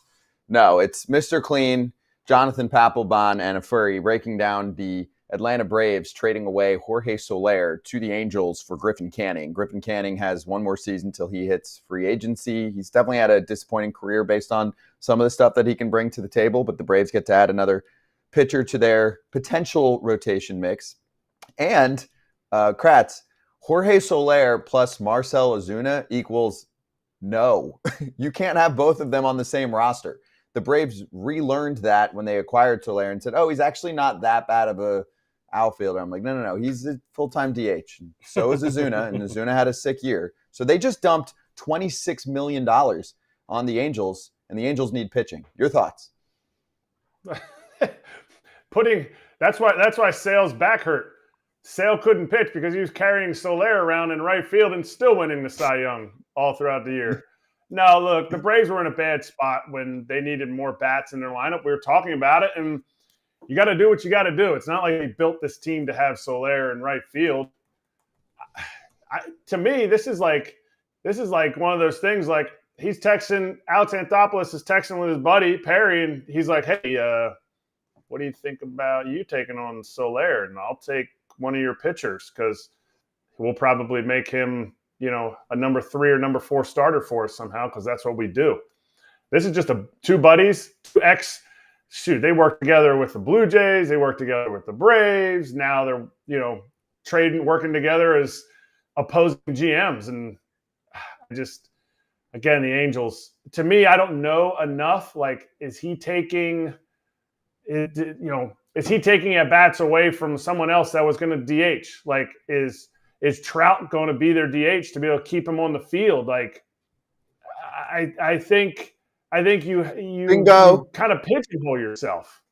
Like, yes, ding. Hello. Mike Trout has had it. many injuries. He's got to mix in some DH time. Is this the right fit for the Angels to pick up Jorge Soler, who's a full-time DH? No. Help me out here. They keep going for offense. They need pitching. Now, listen, Griffin Canning was 6-13 with over a 5 last year. It's not like he was. But if he goes to the Braves and they figure something out like they've done with so many other guys, it's just a weird trade for me because the Angels need pitching and they took on all the money. All the money. $26 million. Wait, normally when you trade a guy for $26 million, yeah, you get like an A-ball guy back. They got a big league pitcher back. The Braves did. And even if that pitcher doesn't end up working out, they still say $26 million. They would have dumped Soler. Wait, true or false? They would have, if a team said eventually, obviously they ended up getting a player, but if nobody was offering a player, the Braves would have given Soler away if another team ate the money. They need to use that money elsewhere. They lose Frieden Morton. They've got a few other things to patch up, like maybe shortstop. He's a free agent? No, Ozuna's got one more year. Oh, he's got one more year? That's why Soler's he's got an option. Okay. Yeah, Ozuna's coming back. Soler's gone. And you just got rid of $26 million. I thought that they were at least going to maybe have to eat some money or do something there, but another team just scoops them up right away. And I think Kratz hit it on the dot for me on the other side. The Angels have Mike Trout. They've got some other guys that can probably use some DH time. And now you're going to have Soler eating that all up. Like, in a best-case scenario, Soler looks more like the version of himself that we've seen in the past, because last year was a down year, and he's good, and then you can't use anyone else in the DH spot. Because, I want to make sure everyone knows Mike Trout is still an elite ball player. He just can't stay on the field. When he's on the field, he's really good. He is probably going to spend a lot more time in the corner outfield and should spend a lot more time in DH. That can't happen unless Soler sucks and they're not playing him much. Help me on this one. Soler's still a good player. Soler went to, and JD Martinez said it so eloquently. The Giants wanted him. He turned it down because he had to prove himself. You don't go to San Francisco and prove yourself as a power hitter. Even Soler, who had 12 dingers, I think he had 12 dingers and 341 at-bats. He ended up hitting 9 in Atlanta and 150 at-bats. So he's going to give you value. But if you sit there and you go, as the Angels, like, what is the plan? You can't just keep running Mike Trout out there, or else you're going to get 50 to 100 games from him. And I think that's unfair to the team. That's unfair to Mike Trout. I don't get it. This is bad in my mind. This is one of those that we're going to look at. We've done this before. This one's bad. I mean, Mark Bowman just tweeted they might non-tender Canning. This was a salary dump. Correct. And the Angels were like, we need another one-dimensional guy. Like, I mean, right? They're two highest paid players, Trout and Rendon. He can't stay on the field. Trout has a hard time right now staying on the field. Trout's at least good. Rendon's That's done. what I'm, well, obviously Trout is a good player when he's healthy. And Trout wants to be on the field. But then you get Soler, who can't play defense. Zero. He will play zero defense, and if he is, you're making a huge mistake. It's okay to be a DH. And it's not a one-year thing, though. That's the other thing. It's a 2-year deal. This isn't a 1 year, like last year of his contract, we can eat it for a year. This is a 2-year deal. I don't know. I mean, if I'm the Braves, I mean, Anthopoulos is the master of this. Like finding guys to take his stuff he doesn't want and saying, "Oh yeah, just give me whatever." And remember, he did it with was it Marco Gonzalez and he got Kelenic. Now Kelenic didn't do anything, but he moved a bunch of guys up. Aaron Bummer when he was getting rid of the guys he was going to non-tender anyway in that White Sox deal. Yeah, he's done this many times. I mean, I think he's running circles around some people. But even aside from that and taking the money on, this doesn't fit for this roster. For some rosters, this does fit, and Kratz is right. This is still a very productive big league player. Some people are going to watch this after, and Angels fans love me, so they're going to have a great time with this. But this is not a good move. Very clearly stated, not a good move. Make sure you save this so that you can use it during the year at some point, because Mike Trout should be getting how much time in DH? If you were the manager going into next year and you know the injury history that he's had, how many DH, every 3 days? 30 games. 30 games. I'm not asking for a lot. 30 games. To me, that's not tough. And I also like Soler. He can add an aspect to that team with power, but it just doesn't fit. And that's why guys who are only right-handed slug don't necessarily fit on every team. You can't just be like, well, I'll take all the right-handed slug in the world. Like, you can't have 3 Giancarlo Stantons on your team. You would love to. You would love to have that, but it doesn't always fit. And it's a young team. They have one of the younger rosters because they just call everybody up as soon as they get drafted. But does Jorge Soler come in and like check a box? You know, if it kind of hamstrings them in their lineup and their athleticism on the field, does he check a box as like a veteran guy? Hey, we really need him here to be able to hit 40 dingers and mentor some guys. I don't know. I don't think so, but I don't know. Some people in the chat are saying, "Oh, he might get moved again." So that was the plan. Who are they going to find to take $26 million on? I don't think that was the plan. Now, though, this isn't an asset that's an easy flip, especially the day after the World Series. This seems like a trade that they've been working on for a while. Oh, they had it, and then, I mean, this is something that both teams were like, "Man, we're going to sit on this for a few days." I'm confused. I don't know. It's a confusing trade. Are they trading Trout? I mean, it sounds funny, but like, are they trading Trout? Because otherwise, what are you planning to do there with the DH position? I mean, also, are you planning to cut Rendon? Because I don't want him. That. What, cutting Rendon? Mm-mm. But he's going to play in the field every day? He's going to try. Are you going to go for a third baseman, or are you banking on him again? He's owed so much money. You have to count. I mean, you can't just eat it. Why are you creating more problems, though? This is not what you needed. You know what I'm saying? Who knows, dude? It's the Angels. And we ask this. Don't you ask this question, Scott, every offseason what they're doing? Yes. I was going to say during the season for 10 years. I've done this. 10 years. Yeah, and I mean it with the bottom of my heart that it's so frustrating for me because it's a good market and they deserve better. And I can't stand how shit operates. Okay, Yogi. It's tough for me. I just don't get it. We're 14 hours into the off season, and Scotty's already just hammering the Angels. Oh man, Hammering them. This is the crushing. friend that always has a problem and they call you with another problem. You're like, can you just chill at home tonight? You know, like this is the friend who just got in trouble and then they call you and they want to go out and they want to do something that, you know, you shouldn't be doing. And you're like, can you just stay inside? You have enough issues going on. Do you really? He's like, yo, I got it. I know I messed up, but I got a DH. We're like, why? Why did you do that? I don't get it. I'm struggling on that one. Okay, well, I mean, you look cute in your bear outfit, though. That's all that matters. I knew this was going to be a problem. But I don't know. All right, let's move on to a happier subject for Scott. You have one? No, but I'm trying to change the subject. No, I think Cardinals, this is a fascinating the Cardinals story. making moves today. Let's talk about the Cardinals making moves today. They decided not to pick up options of 3 of their pitchers. Kenyon Middleton, who didn't pitch this year because he got hurt. Lance Lynn, our buddy, and then Kyle Gibson. Yeah, it's interesting Kyle because Gibson I thought Gibson would probably get picked up, but this is a flip to where the Cardinals aren't going to spend any money this offseason. They've already come out and said we're scaling back the payroll, which for the Cardinals is amazing because it wasn't like they were in the top. They were like middle of the pack, 16, 17, that area. So for them to say, hey, we're not bringing these 3 guys back is pretty telling for me just how much of a scaling back they're going to do. Mm-hmm. 1 to 2 year. What did Gibson do wrong? Reload. What did Gibson do wrong in the sense that like you wouldn't pick that option up? Like, do we because know that's what what the you option need. You're was? I going know to he need signed innings. for 1 year 12. Do we know what the option was for 2025? I'm looking right now. Because it can't be that steep. It was 12 12 million. again? 12. It was 12, Okay. and they got to pay him $1 million. And $1 million to leave. So basically, they could have had him next year for $11 million. But here's what happened. But who's on their rotation for next year? It doesn't matter. They're taking a step back. Yeah, you got to have prospects. Pence, really good pitching prospect.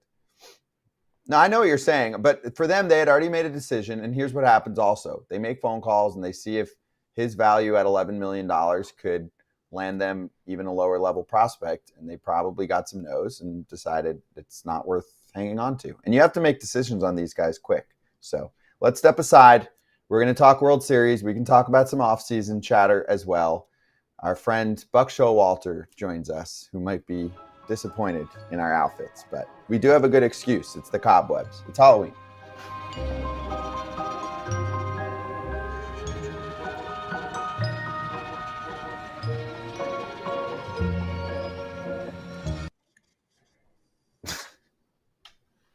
You think I'm going too hard on the trade? I was just trying to cheer you up. Plus, I can't watch your ears flop when you start when I'm saying yes. I don't think I'm going too hard on the trade. I'm very interested to hear why it was done, but I don't think that's the roster that should be hamstrung by a DH. Other rosters, totally fine, good bat. This was not the team for that. Agree. If anyone else is seeing something that I'm not, I went through the chat quickly to see if I was missing something. Anthopoulos has pictures of Perry Minasian. Yeah, exactly. The angel's gonna angel. You know. I don't know. I mean, we'll see. Maybe they have something up their sleeve, but who was their outfielder at the end of the year? Trout, obviously, you got to count somewhere in there. Odell, Mickey Moniak. Who? I mean, they had to have 3 outfielders. I don't even know because the Angels were out of it at such an early point. I'll queue up the roster for you so we can get the updated status on the 40-man, okay? Because obviously I'm looking at it right now. You got to trim the roster down. So Taylor Ward, okay. Pilar's retired. It's Moniak. If they think they're going to get away with Soler in the outfield, Ron Washington is going to lose his mind watching him play right field or left field or any field. Again, I like the bat, but that ain't it. You got Seanwell at first. I don't know who your third baseman is. They should have traded Rengifo. What's that second? Rengifo, I guess. Zach Netto's obviously your Drury's a shortstop. free agent, right? I mean, you got a good catcher. You got O'Hoppe. O'Hoppe's good. And they need a lot of pitching. Well, obviously. but they need help all over the place. They should have traded Tyler Anderson. I mean, think what they could have done with $26 million over the next couple of years. They could have probably gotten some decent pitching. Yeah, I think. Wait, let me see the 2-shot again for a sec. Could Before have we go gotten back, Kyle Gibson. I think I should do this just for Buck, or he's going to No, he's going to yell at me. no, he's not. He's not going to yell at you. What are you scared of, Buck? Buck's not your father. Buck's the I was going people's to say, man. why are we so scared? Why are you so scared of Buck? Why are you so I'm scared not of Buck? scared of him.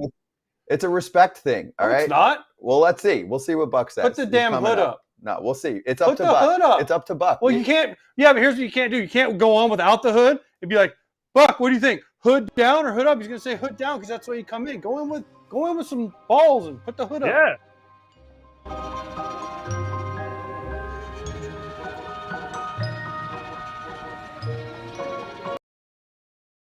Buck Showalter joining us on Halloween. Buck, how you doing? Good, good. I wish I'd known that I was supposed to wear a costume. I really like AJ's costume. I like that. Do you I know who figured he you would. is? I'm supposed to be Papelbon, but I cannot. Nobody on earth has as much energy as Papelbon, so I just went, Hail State. And I can't get my hair to stand up the way his does, like this high all the time. So, it's hard to replicate Pap. I saw where you were thinking about going to Tennessee out of high school. Is that right? That is where I signed. Yeah, that is a fact. Yeah, but I'm a Gator fan, honestly, true and true. So apologies. How you guys doing? Doing well. But Buck, before we get into this, we got to ask: should Yeah. Scott wear his? Because he's scared of you, Buck. I'm not scared of So Buck. you're totally scared of I Buck's have a follow up to this. opinion. Okay. No, Do you want his? I would feel disrespected if he didn't continue to be himself. There you go. Okay, fine. So here I am today. Buck, You did should ever see dress what up I'm for wearing. Halloween? God, you should see what I'm going to wear tonight. I want to see Have you it. dressed up before, Buck? Have you dressed up for Halloween? No. Never. Never right? in your life? No, I got 3 grandsons down the road, and we're going to walk the pavement with them tonight. So I'm in. I don't take myself nearly as seriously as people think I do. But I love your outfits. I'm trying to figure Erik with what is he, Father Time there? Better. Mr. Clean. Mr. Clean. Oh, I like that. I like that.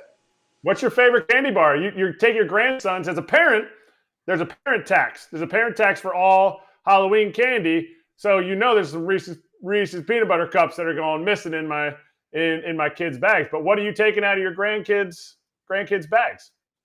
Rolos. Nice. Wow, Rolo. Rolos? Underrated, but yeah. Oh, yeah. You got to go there. And there's something called a $100,000 bar. You remember the Reggie bar? I found one online. We got a big Yankee fan at MLB Network, and I took him a couple of Reggie bars, and you thought I'd given him the Holy Grail. Those are tough to find. But I know the 100-gram bar too. You're a caramel guy. I know. Yeah. I see that. Okay, so tell me about yesterday, Buck. How painful is it for you to watch the 5th inning of the World Series? It's painful because you know how much they care and how you don't get to where they got without being able to execute plays, and it snowballs. I think when I got to the big leagues, the first thing that really hit me was a lack of confidence of major league players, the most talented guys in the world. AJ wasn't one of those, but I couldn't believe how quickly their confidence would ebb. And when this started flowing, it was like you see the third baseman there. I guarantee he took a break towards third base and was late getting the third. And that's where a shortstop, you think about planting your leg and getting the out at second. I guarantee you Rizzo, usually when that ball's spinning, you're very cautious about coming and committing yourself to it. It was painful to watch. What about you guys? Definitely painful. It hurts my feelings to see the fact that, Aaron Judge committed one error all year, and it was in that spot that ended up losing. So I guess I'm giving Aaron Judge a break, but the overall arching theme that you hear about the Yankees is they don't execute, they don't base run very well, they don't, play great defense. It's okay defense. Whose fault? You've been a manager on so many teams. Whose fault is this? Is because then you hear, well, the manager needs to be fired because the team didn't execute. But he didn't give you those players. So as a manager, can you change those players and make them the most athletic that they can be? Erik, I think the ability to quantify defense is something they have yet to solve. I mean, I used to get these final 3 or 4 we're supposed to consider for Gold Glove voting. And one of them always, we all in the clubhouse, coaches would go, "What is this guy doing on here?" I remember years ago, the Fielding Bible finally put J.J. Hardy at the top, and it got my attention. I think if you want to make a mint, you would somehow learn how to quantify defense over the course of the season. Now, there were 5 teams in the playoffs that didn't win 90 games. I mean, there were one team that didn't win 90 games that won their division. Used to be if you didn't win 90, you didn't even sniff the playoffs. Nobody won 100. I think one team won 95. But these are the best 2 teams in baseball. So we're all going to nitpick what's going on. They overpowered the game a lot just athletically, but in these short series like this, are they better than what they showed in the 5th inning? Of course they are. But that's what everybody's going to dwell on. I think being able to know who brings a baseball player play. AJ, I got to ask you a question. Okay, catcher's interference. Here's my thought on it. You know, I was on the rules committee 1 year or 2 years, and I knew I wasn't going to be on there long. Not rules. What was it called? I'm not sure what it was called, but I didn't make it past 2 years. What was it called? We'll do whatever we want committee. And you have no power. That's what it's called. Yeah, we'll take your input for fun. You got the catcher's box that you stand inside. You have a batter's box that you stand inside. So why should a catcher be penalized for a bad swing? Okay, and I know I got everybody's trying to frame and reach out and everything. If that's the case, then move the box back. Why should a game be decided because some guy took an emergency hack and AJ, you were good at it? And what happens is when you go into an advanced meeting, you talk to your catchers about the guys that do a lot of catcher interference. It's a very easy stat to keep up with. So what do you do with 2 strikes and emergency hack, move back? I just think they need to say, listen, it's a do-over. If you tick a ball off, tick a glove or whatever, why should he get first base? And why should the catcher get an error when they're both legally in the right position? Okay, what's your thought, guys? Look, first of all, let me say this, Buck. You said I had no talent. You're right, but I was cocky as hell. So I was confident as hell. So that's fine. That's fair. I made up for my lack of talent with just being a butthole. So that's fine. But let me say this about catcher's interference. Jacoby Ellsbury was like the one guy, forever with the Yankees. And he would literally swing and try to hit you behind him. I mean, he was like, I'm gonna swing behind me to try to hit the catcher. So you were like back in the grass when he came up. So like you said, you knew these guys. My thing on this is I disagree. If you're the catcher and you're too close, that's your fault. Because I don't want to get hit by a bat. I think I had 1 catcher's interference in my career in the big leagues. And it happened in the playoffs in 2005. Steve Finley did it. And Anaheim was so loud, he hit into a double play, and they didn't call it. And Steve Finley did not run to first base. And we turned a double play, and we ended up obviously winning that series. And Steve Finley's yelling at me, I hit his glove. And I'm like, you hit me? I don't know what you're talking about. And the replay, clearly, it was before replay. I mean, he smoked me, right?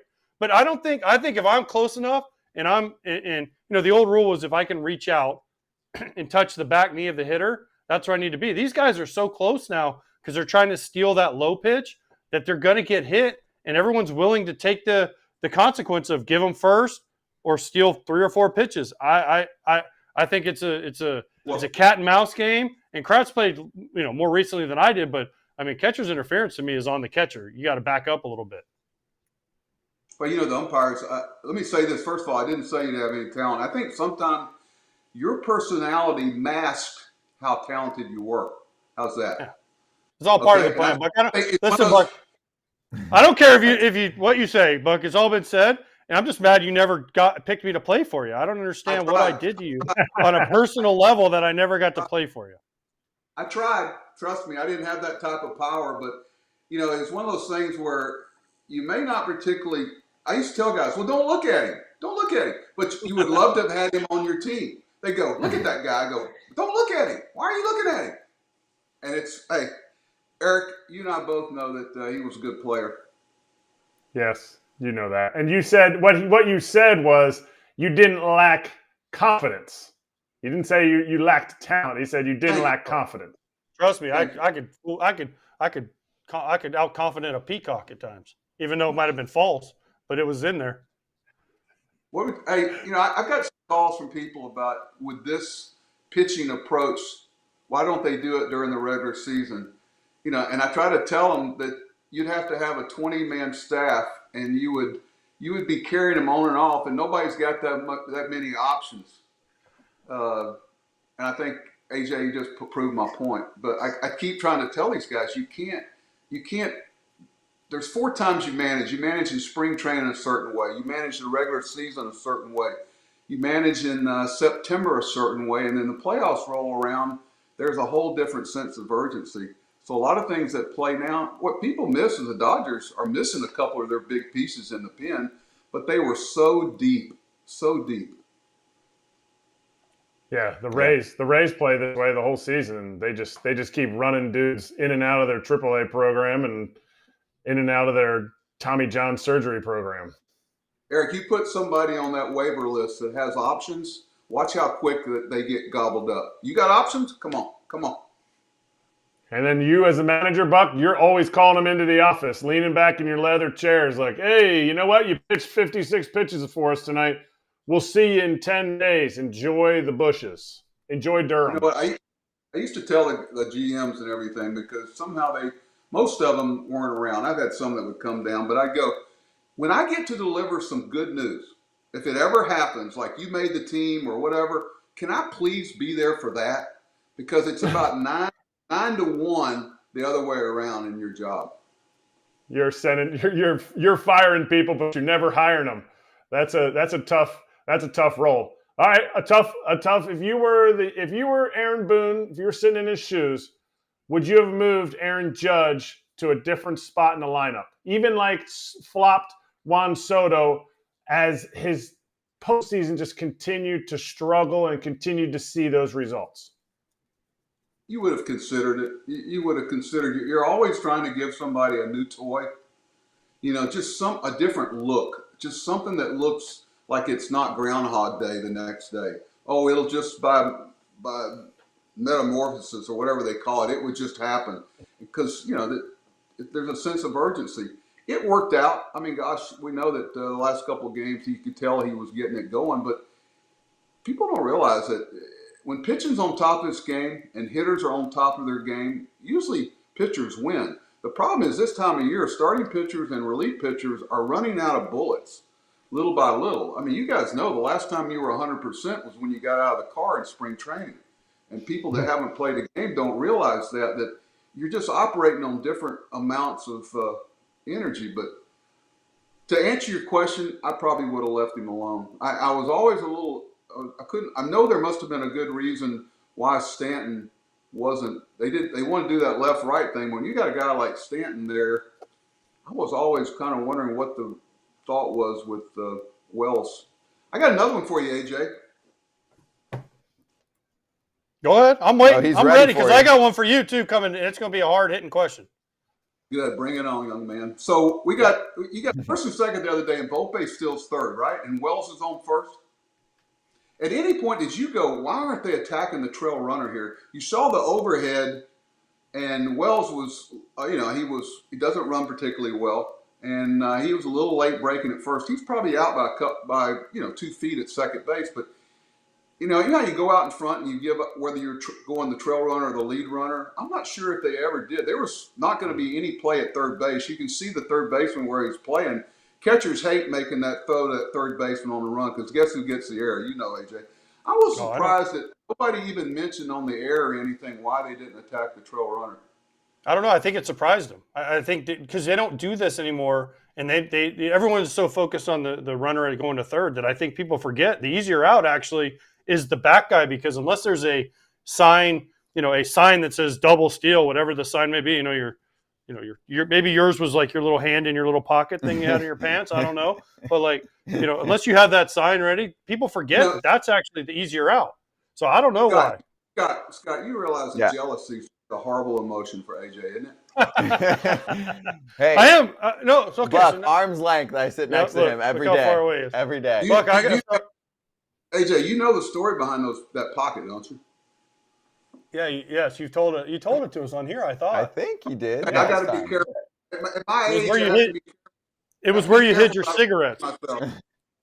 Yeah. Yep. Gotta be careful. About myself at my age. All right, what's your question, AJ? Yeah. Okay, I have 2 questions for you. One, would you have brought in Nestor Cortez instead of Tim Hill in that situation? Tim Hill instead of Nestor Cortez in Game 1. Now, Nestor hadn't pitched in 6 weeks, and you're bringing him in game one in the biggest situation of his life. Hey, by the way, go get Ohtani and Freddie Freeman out. That's a tough one. That's a tough one. You know what happens is, I know he hasn't pitched for ever how long, and he's throwing on the side, he's pitching in sim games, and he's telling them everything, and you've got this guy that's gotten some big outs, and we know he's gutsy and what have you, but you also got a guy that's filthy on left-handers. I think you and I look at left-handed at bats. I was a left-handed hitter. You were a left-handed hitter. You look at a guy and you can tell who you go, I'm not real comfortable off this guy with his angle and his presentation and his deception. It's easy to say after the fact, okay? He got a big out before that, okay? But it's easy to say now. I'll answer it that way because I'm sure at some point in a pregame meeting, they really liked that matchup. I'll leave it at that. Yeah. Take those meetings sometimes, and don't. You know how those goes. But all right. So my next question is: the World Series is over. Dodgers won. A team just recently announced their managerial choice. Why weren't you the White Sox choice? Nothing against Will Venable. Why weren't you the White Sox choice manager? Well, you would have been perfect. I didn't fit the criteria, Buck, but you do. You rebuild teams. You make teams better from the bottom up, and then, but me, I don't fit the criteria because I actually care about the White Sox. See, I actually think you do. I like, people that are blunt. I mean, when they've been successful, nobody's more blunt than Ozzie. I think sometimes players really appreciate that bluntness. So here's what I think, and feel prove me wrong. But I'll tell you this, when I see managers hired, and the first thing I do is I look at their path, AJ. Like I looked at Carlos Mendoza's path, I loved it. I look at Max Venable's path, I love it. This is no indication with him. I know you don't mean it that way. I love the path. This guy's done every job you could actually need to do to be prepared for that job. And I learned through the years as much from, I don't want to say bad managers or bad coaches, but guys, I'd go, that's not a good way to handle it, as much as I did from the good ones like Johnny Oates and different people I had along the way, Ed Napoleon, Ron Polk, but you also learn the flip side of it. But Max has been exposed to so many things. I don't think you or I are questioning his ability or his not at all background. Never. I love that he's getting a chance. I really do, because he's the type of guy that should be getting chances. But at the end of the day, I think I don't know Chris that well. I like what I've heard and seen, and I don't know him. I know he was a good, solid baseball player, and I wish him well. How's that? All right, good answer. Who was the better team? Who was the better team this World Series? Dodgers.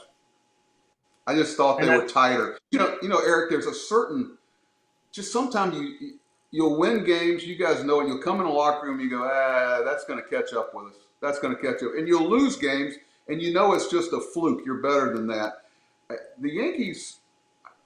The Dodgers game was tighter. There's a loose game and there's a tight game. You know when your game is tight, and you know when your game's a little loose. It just felt like the Yankees got into a little loose game, and that's putting it nicely.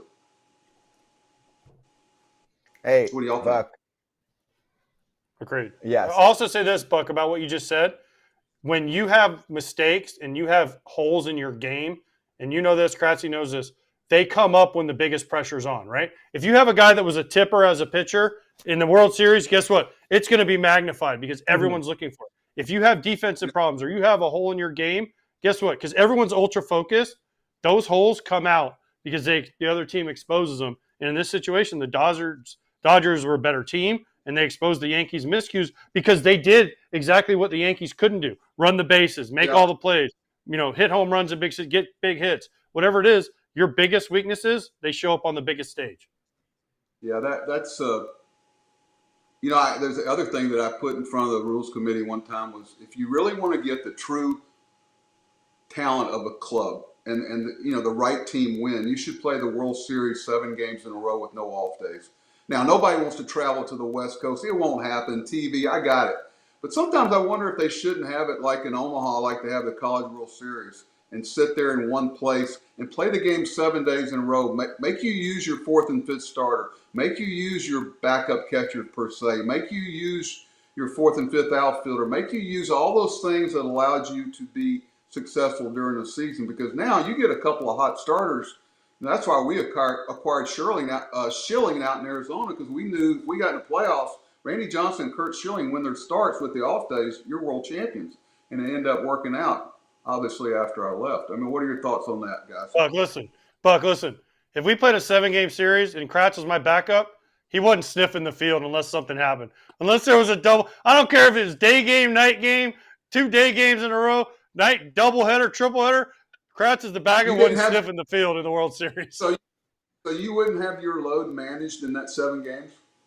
Hell no, it's the World Series. The only thing that was being managed was how quick can I get to the park and get ready the next game. There was no load management. He didn't load manage at all in his career. He played 135-plus games. That dude was everyday Eddie. I used to spend the night games followed by day game at Yankee Stadium, the old Yankee Stadium, just to make sure I could beat some of those guys to the park that played every day. I tell you, some of the ghosts walking around that place late at night, 3 o'clock in the morning. Ooh, Lord, I used to have little talks with Babe and those guys at night.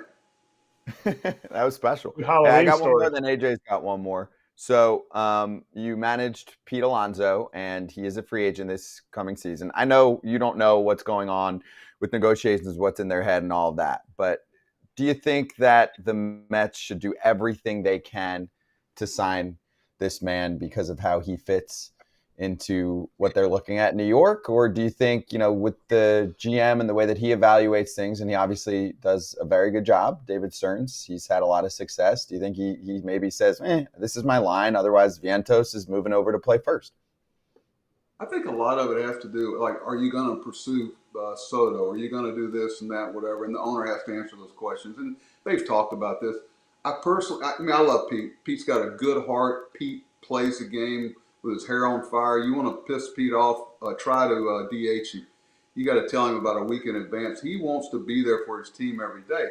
Now, I believe he's represented by Boris now, and yep. I think they'll end up making a fair offer in their mind to Pete, and it's just a matter of whether Pete and his agent feel like it is fair, and if not, he'll probably go somewhere else. But I think you'll see them make an attempt, but I'd hate to see Pete playing somewhere else. But that's a right and a decision that he has earned, and what he ends up doing, I know personally, I'll support him because he's earned the right to make that decision.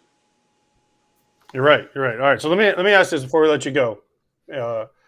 And you probably don't even remember. I know, but I'm just saying we do because we got breaks and we got producer lady in my ear telling me we got to go. So it's a whole thing. But when you were in Texas, I was with Minnesota. You had a runner on first, no outs. Okay, you stole the guy on first, and you had your hitter bunt it to third, and you made my slow ass run all the way to third to cover, and the guy never stopped, and then our first baseman threw it away, and I'm like, what are we doing here? I never seen that play. Is that something you actually thought up, like when you were at Mississippi State or when you were at Chipola? Was this like something you dreamed up? Because I always said if someone could ever figure out how to harness this play, it was almost unstoppable because, the catcher's running down there. The first baseman's trying to hit me on the run, right? You got some fast dude. If he gets by me, he scores. I mean, this was a play that, everyone says the safety squeeze first and third is unstoppable. For me, if you got a fast guy, like we couldn't stop it. We're like, and then we had to plan for it. We're like, Buck's doing this. And I would, even future teams, when I was with the White Sox, I was like, listen, he might try this. So how are we going to stop it? Yeah, I first, years ago, Billy Martin would take all the minor league managers to spring training. There were 7 of us. Yeah, we had 7 clubs. By the way, you made 4 stops at each level. That's the way it used to be. What'd you sign when you were 18 and 21 in the big league? But you made a stop at every level. I love that. Talk about your path, AJ. There's a reason why you were exposed to different managers, different levels of play, different competition. That's the way you develop players. But anyway, Billy used to stop at every fundamental drill and go, here's how I want it done. Here's how I want you to execute it in Oneonta and Fort Lauderdale and Paintsville and Greensboro and Prince William. We all were responsible for executing these plays and the way, whether it's cutoff and relays, whether it's bunt defense, whether it's bunt offense, whether it's, we were responsible for it. And there were checks and balances on that we brought that. Billy showed me that play a long time ago. He also talked about the indefensible. What is it on? What is it, Karate Kid, the indefensible move where you got a man on first and third, pitcher usually hitting, and you bunt. I think you were talking about, AJ. You bunt the ball to the third baseman. You don't know whether it's a sack bunt, a squeeze bunt when he squares around. So all the runner at third does is walk with the third baseman, and if he throws the ball to first or second, you walk home, and if he doesn't, then everybody's safe. Matt Williams used to drive him crazy. He said, we're going to defend that play. Because in the National League, you used to get it right. Dusty Baker did it a lot. We came up with the idea that Matt would come up, because you had to buy time for the shortstop to get there. Matt would come up and completely arm fake to first base and really sell it, which meant the runner would take off a little bit behind him thinking he was going, and it gave shortstop time to get there behind him in case there was a rundown. So we defended it one night. And I thought Matt was going to have to go up the runway and relieve himself. He was so excited about it. All right. By the way, John Russell, I owe a lot of my credit to your guy, John Russell. He managed me for a bunch of years in the minor leagues, and we had some ups and downs as far as our personalities, because he was so talkative and I wasn't. So there was back and forth, but I owe a lot to. John's managing AAA with Seattle. John was a voice of reason for me. You give him spring training. I didn't turn spring training over to many guys, but John, I got a call from the great advanced scout for the Minnesota Twins when I had an opening. He said, you really need to talk to John Russell. And now I'm drawing a blank. Who was the guy that ran the farm system there? Larry Corrigan. Corrigan, yes, yes. Larry called me and said, you really need to talk to John Russell. And Larry was right. That's a good name. Yeah, good call out. I like that. Hey, Buck. I'll try to remember to send you a picture of my costume tonight. Please send us a picture. Please. Yes. I will text you to remind you. I would love to see that. Enjoy the Rolos and the grandkids. And thank you for joining us. We'll hit you back at some point this offseason. Don't lose a filling on the Rolos, okay? Thank you, Buck. It was good.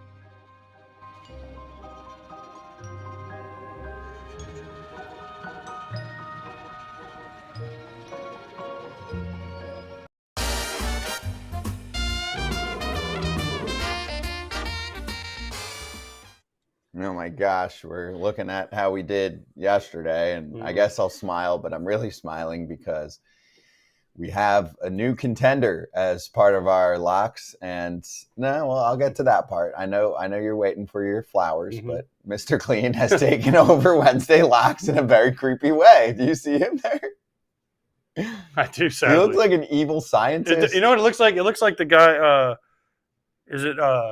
on Mario Brothers, the guy with the big bushy eyebrows and the hair that's up, because you can't see the top of his head.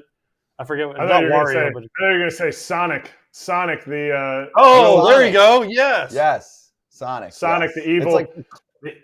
Yeah, Mr. He's Evil. a classic evil scientist. That's what he is. They always have the biggest, bushiest eyebrows. And thank you, Mookie Betts, for getting it done in 1AB right there in a unique way. Man, I had a rough playoffs, man. I don't understand what happened. I was parlay Pap, and then when I became playoff Pap, I lost all the W's. I only got L's in my name.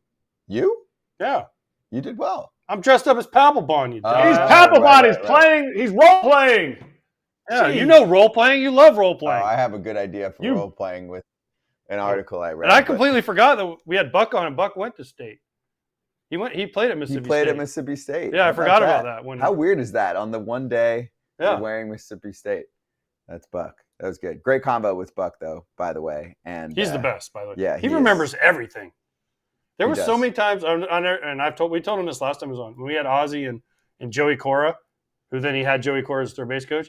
They used to try to mess with Buck so much, and Buck would you could tell it drove him, but he tried to never show it. Like Buck would do things with his lineup, and Joey and Ozzie would do things back to him, like when they exchange, because you exchange lineup cards like well before at home plate, and they would try to do all these things and they would be like, "Hey, look what we're doing to Buck today on the lineup card. We're changing it up and doing different colors." And they used to try to mess with him so bad because to me, he's got more attention to detail than anyone I've ever met. Yeah, like he will catch the most random thing, be like how Ken Rosenthal says that.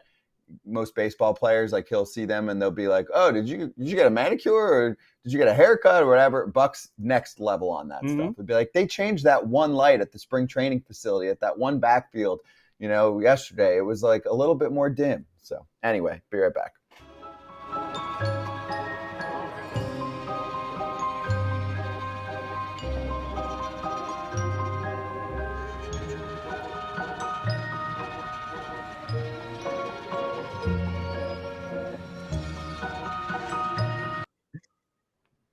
FT newsletter, scan the QR code, get yourself involved. We've got it running. It was 3 times a week during the postseason. We'll see how much we roll it out during the offseason. We already had a trade, though, so it's a good way to keep up with things reading-wise. And then, obviously, please subscribe to the FT YouTube channel for more videos and the whole deal. If you're watching on TV, you might like this from Hot Corner.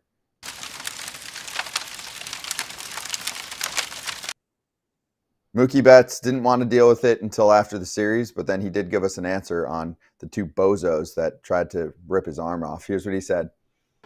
That ball that the fans yesterday tried to rub out of your glove. Yeah. What's going on? What went through your head, man? That was wild, man.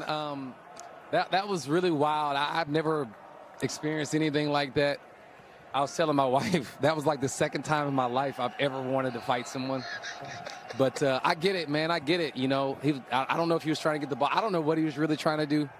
But he had to do what he had to do, and it is what it is. You're too nice.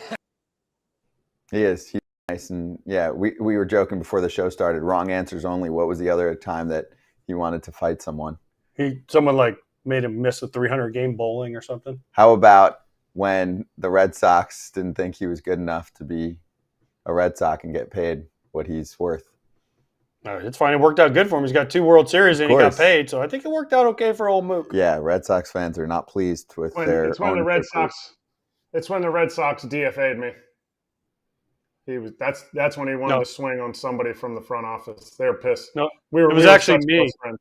It was actually me, Kratz, because we were there like, maybe 10 days together, whatever it was. Right. So, it was actually when they DFA'd me. He went into old Ben Sherrington's office and was like, "What are you doing?" All right, we'll slap hands next. We'll go over some guest ideas for tomorrow. I've got at least one locked in.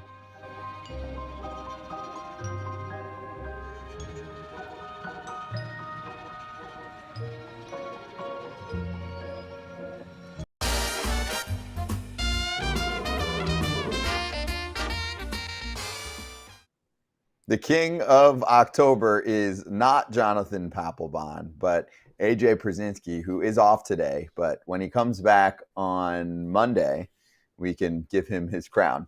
Crown me.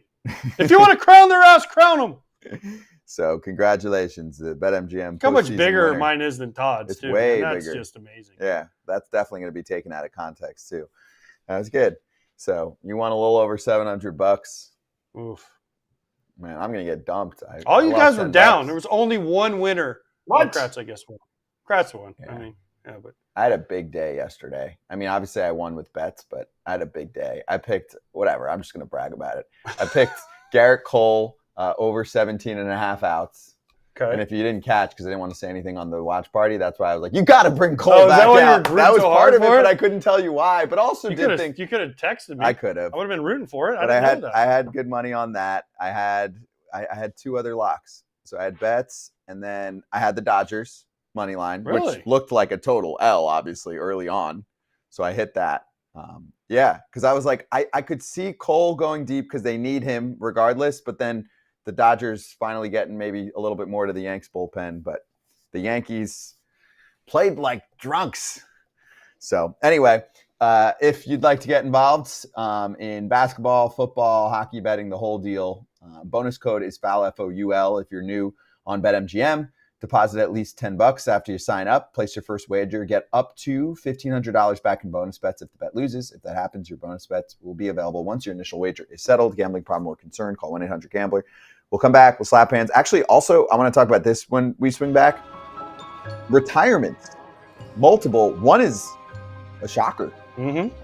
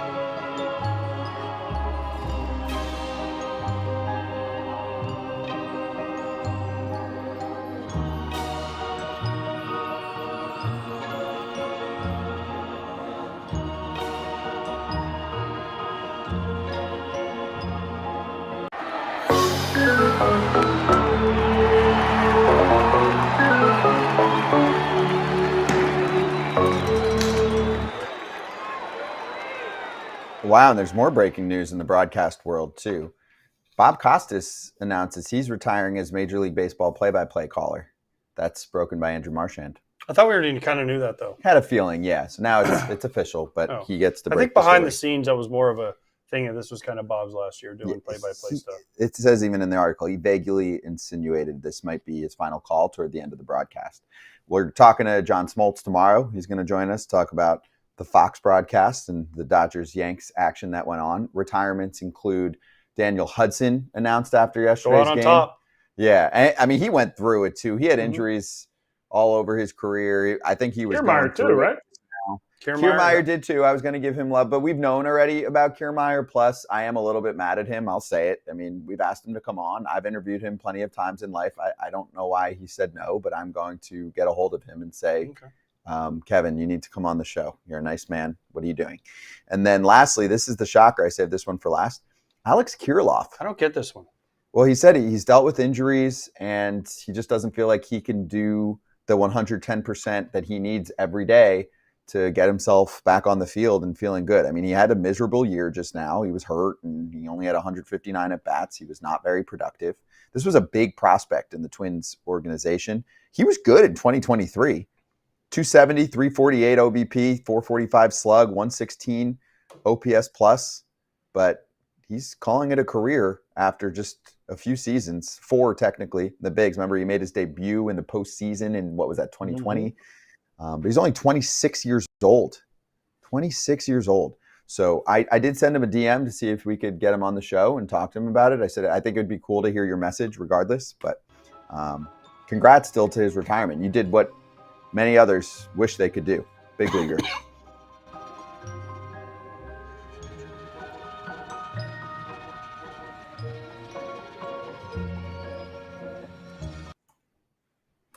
We're back for the YouTube crowd for a couple minutes here, and then Dodger territory is probably having a. Are they okay? Yeah, it's going to be a bright. They're going to be all like, keep the lights down. So yeah, Dodgers territory is hung over. We'll see if they think their team's going to be hung over next year because we haven't seen back-to-back champs in a while, but the Dodgers have a whole new pitching staff coming in hot for next year. It could be cool. They're favored to win right now by BetMGM. They're favored to win it all next year. I think by far over the next highest team. So real quick though on Kirilloff, your thoughts? I hope whatever he's getting into, he enjoys it, and anybody that can go out on their terms, because dealing with injuries, dealing with that kind of stuff, I feel like 26, he probably doesn't have like a big family that he's going home to or whatever. But if you're dealing with injuries, it can be mentally taxing. I've watched guys just like always rehabbing from something, always going through treatment for something. And you sit there and you go, you hope he's happy with whatever the next step is, but he's definitely not going to have to deal with those injuries if that's the reason that he's bouncing. Yeah, he might have really been hurting. By the way, quick quote, and then we'll finish on a fun note. Doc Roberts last night said about Ohtani, he was playing with one arm. He said it was bad. Okay. Someone brought up, was he like his dog? Was he decoy? Chelsea Janes. If you think about it, Ohtani's first year as a Dodger ended it with him serving as a decoy. It was definitely a shell of himself. I thought you could see it from just the exit velocity numbers. Now, I mean, he smokes balls. And yes, he was chasing. But anyway, let's finish strong here. Got 2 photos at the finish line in the YouTube chat. They were asking about producer lady Claudia and what her costume was, but we opted to show off the pup's costume, doing something that many of you might not even know still exists, but it's called snail mail. They deliver mail in packages, and that's cute. I like that a lot. That's a nice outfit. That is tremendous. Producer lady's dog has the same dog bed as my dog Bella. Yeah, that's right. Bella's a legend. Shout out to Bella. And Bella's father today looks a little bit different. His name is Mr. Clean. Other days he's Mr. Kratz. I just wanted to show you the side by side. That's pretty good. Mm-hmm. You're missing the earring, Kratz. No, he's got it. No, it's He's got in. an ear. You just can't see it in the picture. I got it. Oh, there it is. Wow. Incredible. Incredible. I feel like Barry job. Bonds with my earring. I'm just saying. That's who I remember the first baseball player having a nice dangly cross earring when he played for the Pirates. So I feel like Barry Bonds. I'm pretty sure I hit exactly opposite of the way he hits. And I'm Mr. Clean. That was Mr. Clean on the right. I'm Mr. Clean with a K because I spent most of my career striking out. That's good. That's clever. By the way, I feel like Kratz has done this routine before. No. I've never done it. I really, every year I've forgotten and I don't buy white pants. This year, bang, bought white pants too. Look at these jumps. You can't pull out white pants. Yes. No. I love that. I have the white I'm pants proud and of you. everything. I'm proud of you. That is an A++ outfit. It's better than Kratz hats. No Kratz hats today. It's Mr. Clean, and he nailed it. Happy Halloween, everyone. Hope you enjoyed the show like this. We're going to dress up every day. Yeah, breaking news. No, I'm kidding. Dodgers territory. What? I shan't be dressing up again. No, you will not. Dodgers territory celebrating the World Series. Congratulations. And Alana gets to keep her hair. She will not be Mrs. Clean or Miss Clean. Dress up as AJ next Halloween. What are you going to do? Wear a gator helmet?